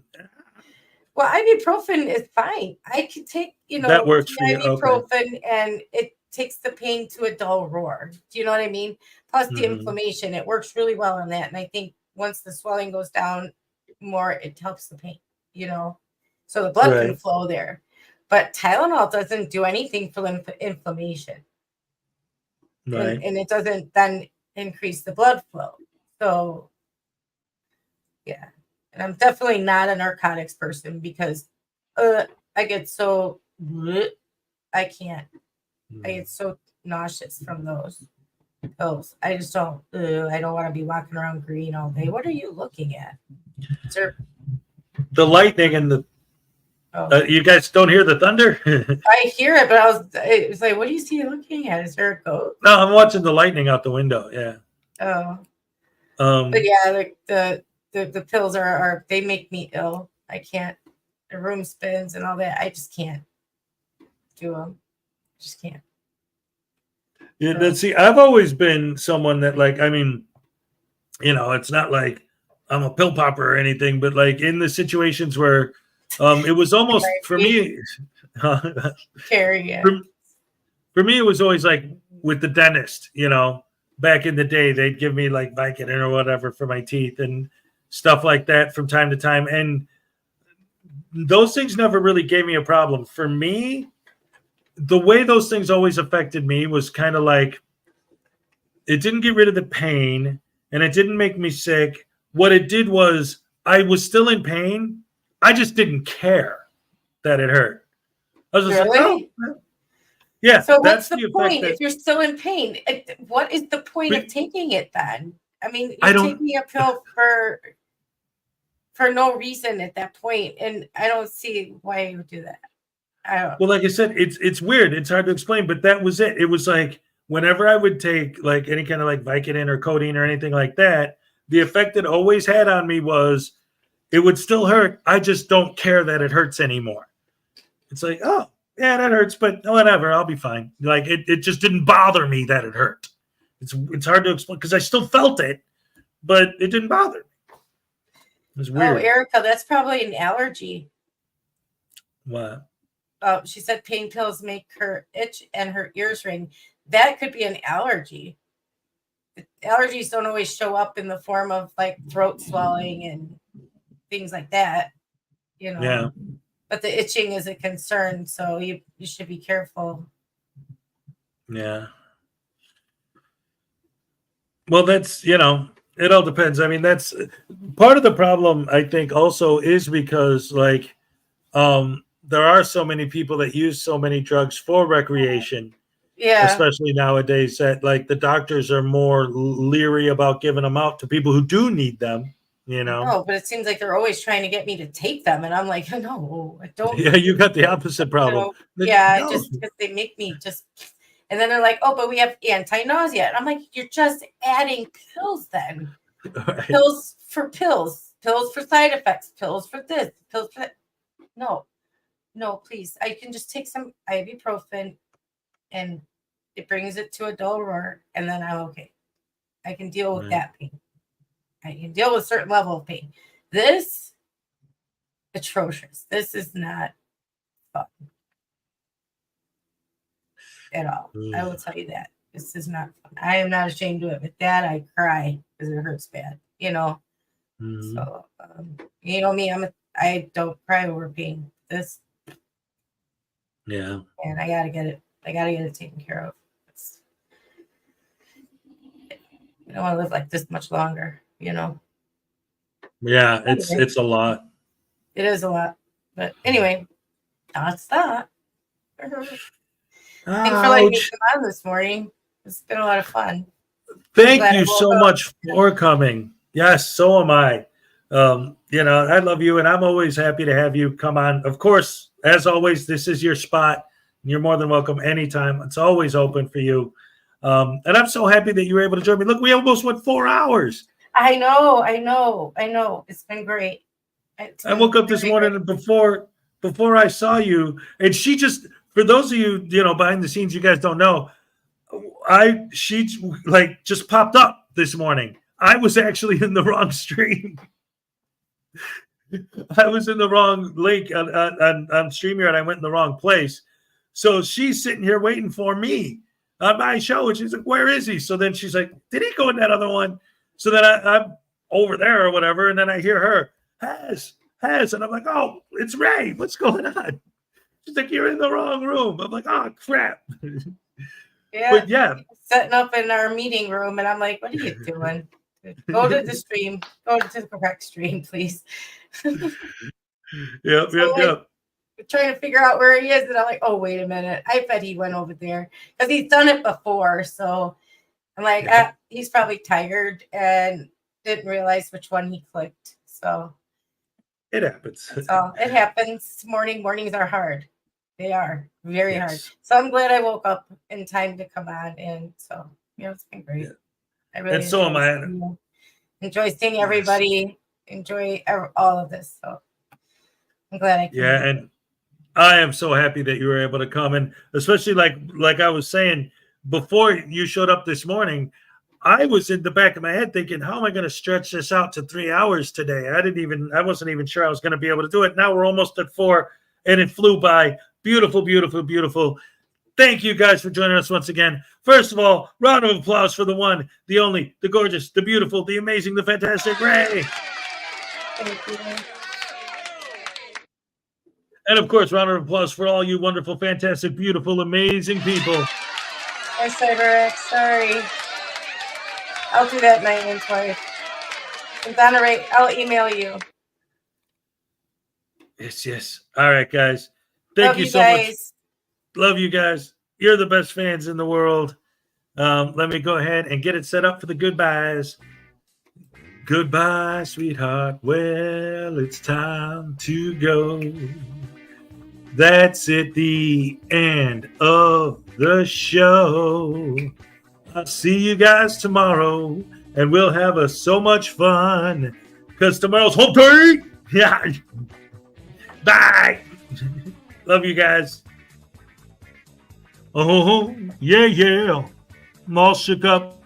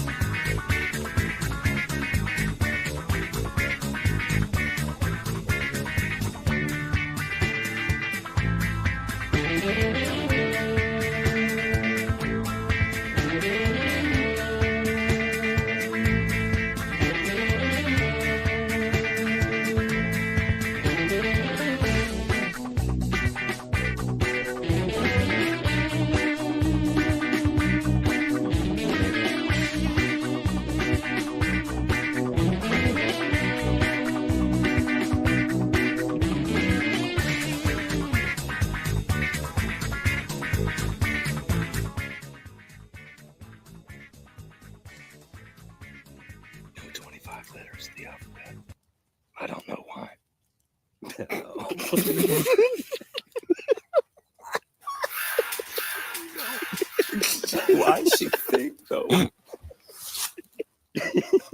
I only know 25 letters of the alphabet. I don't know why.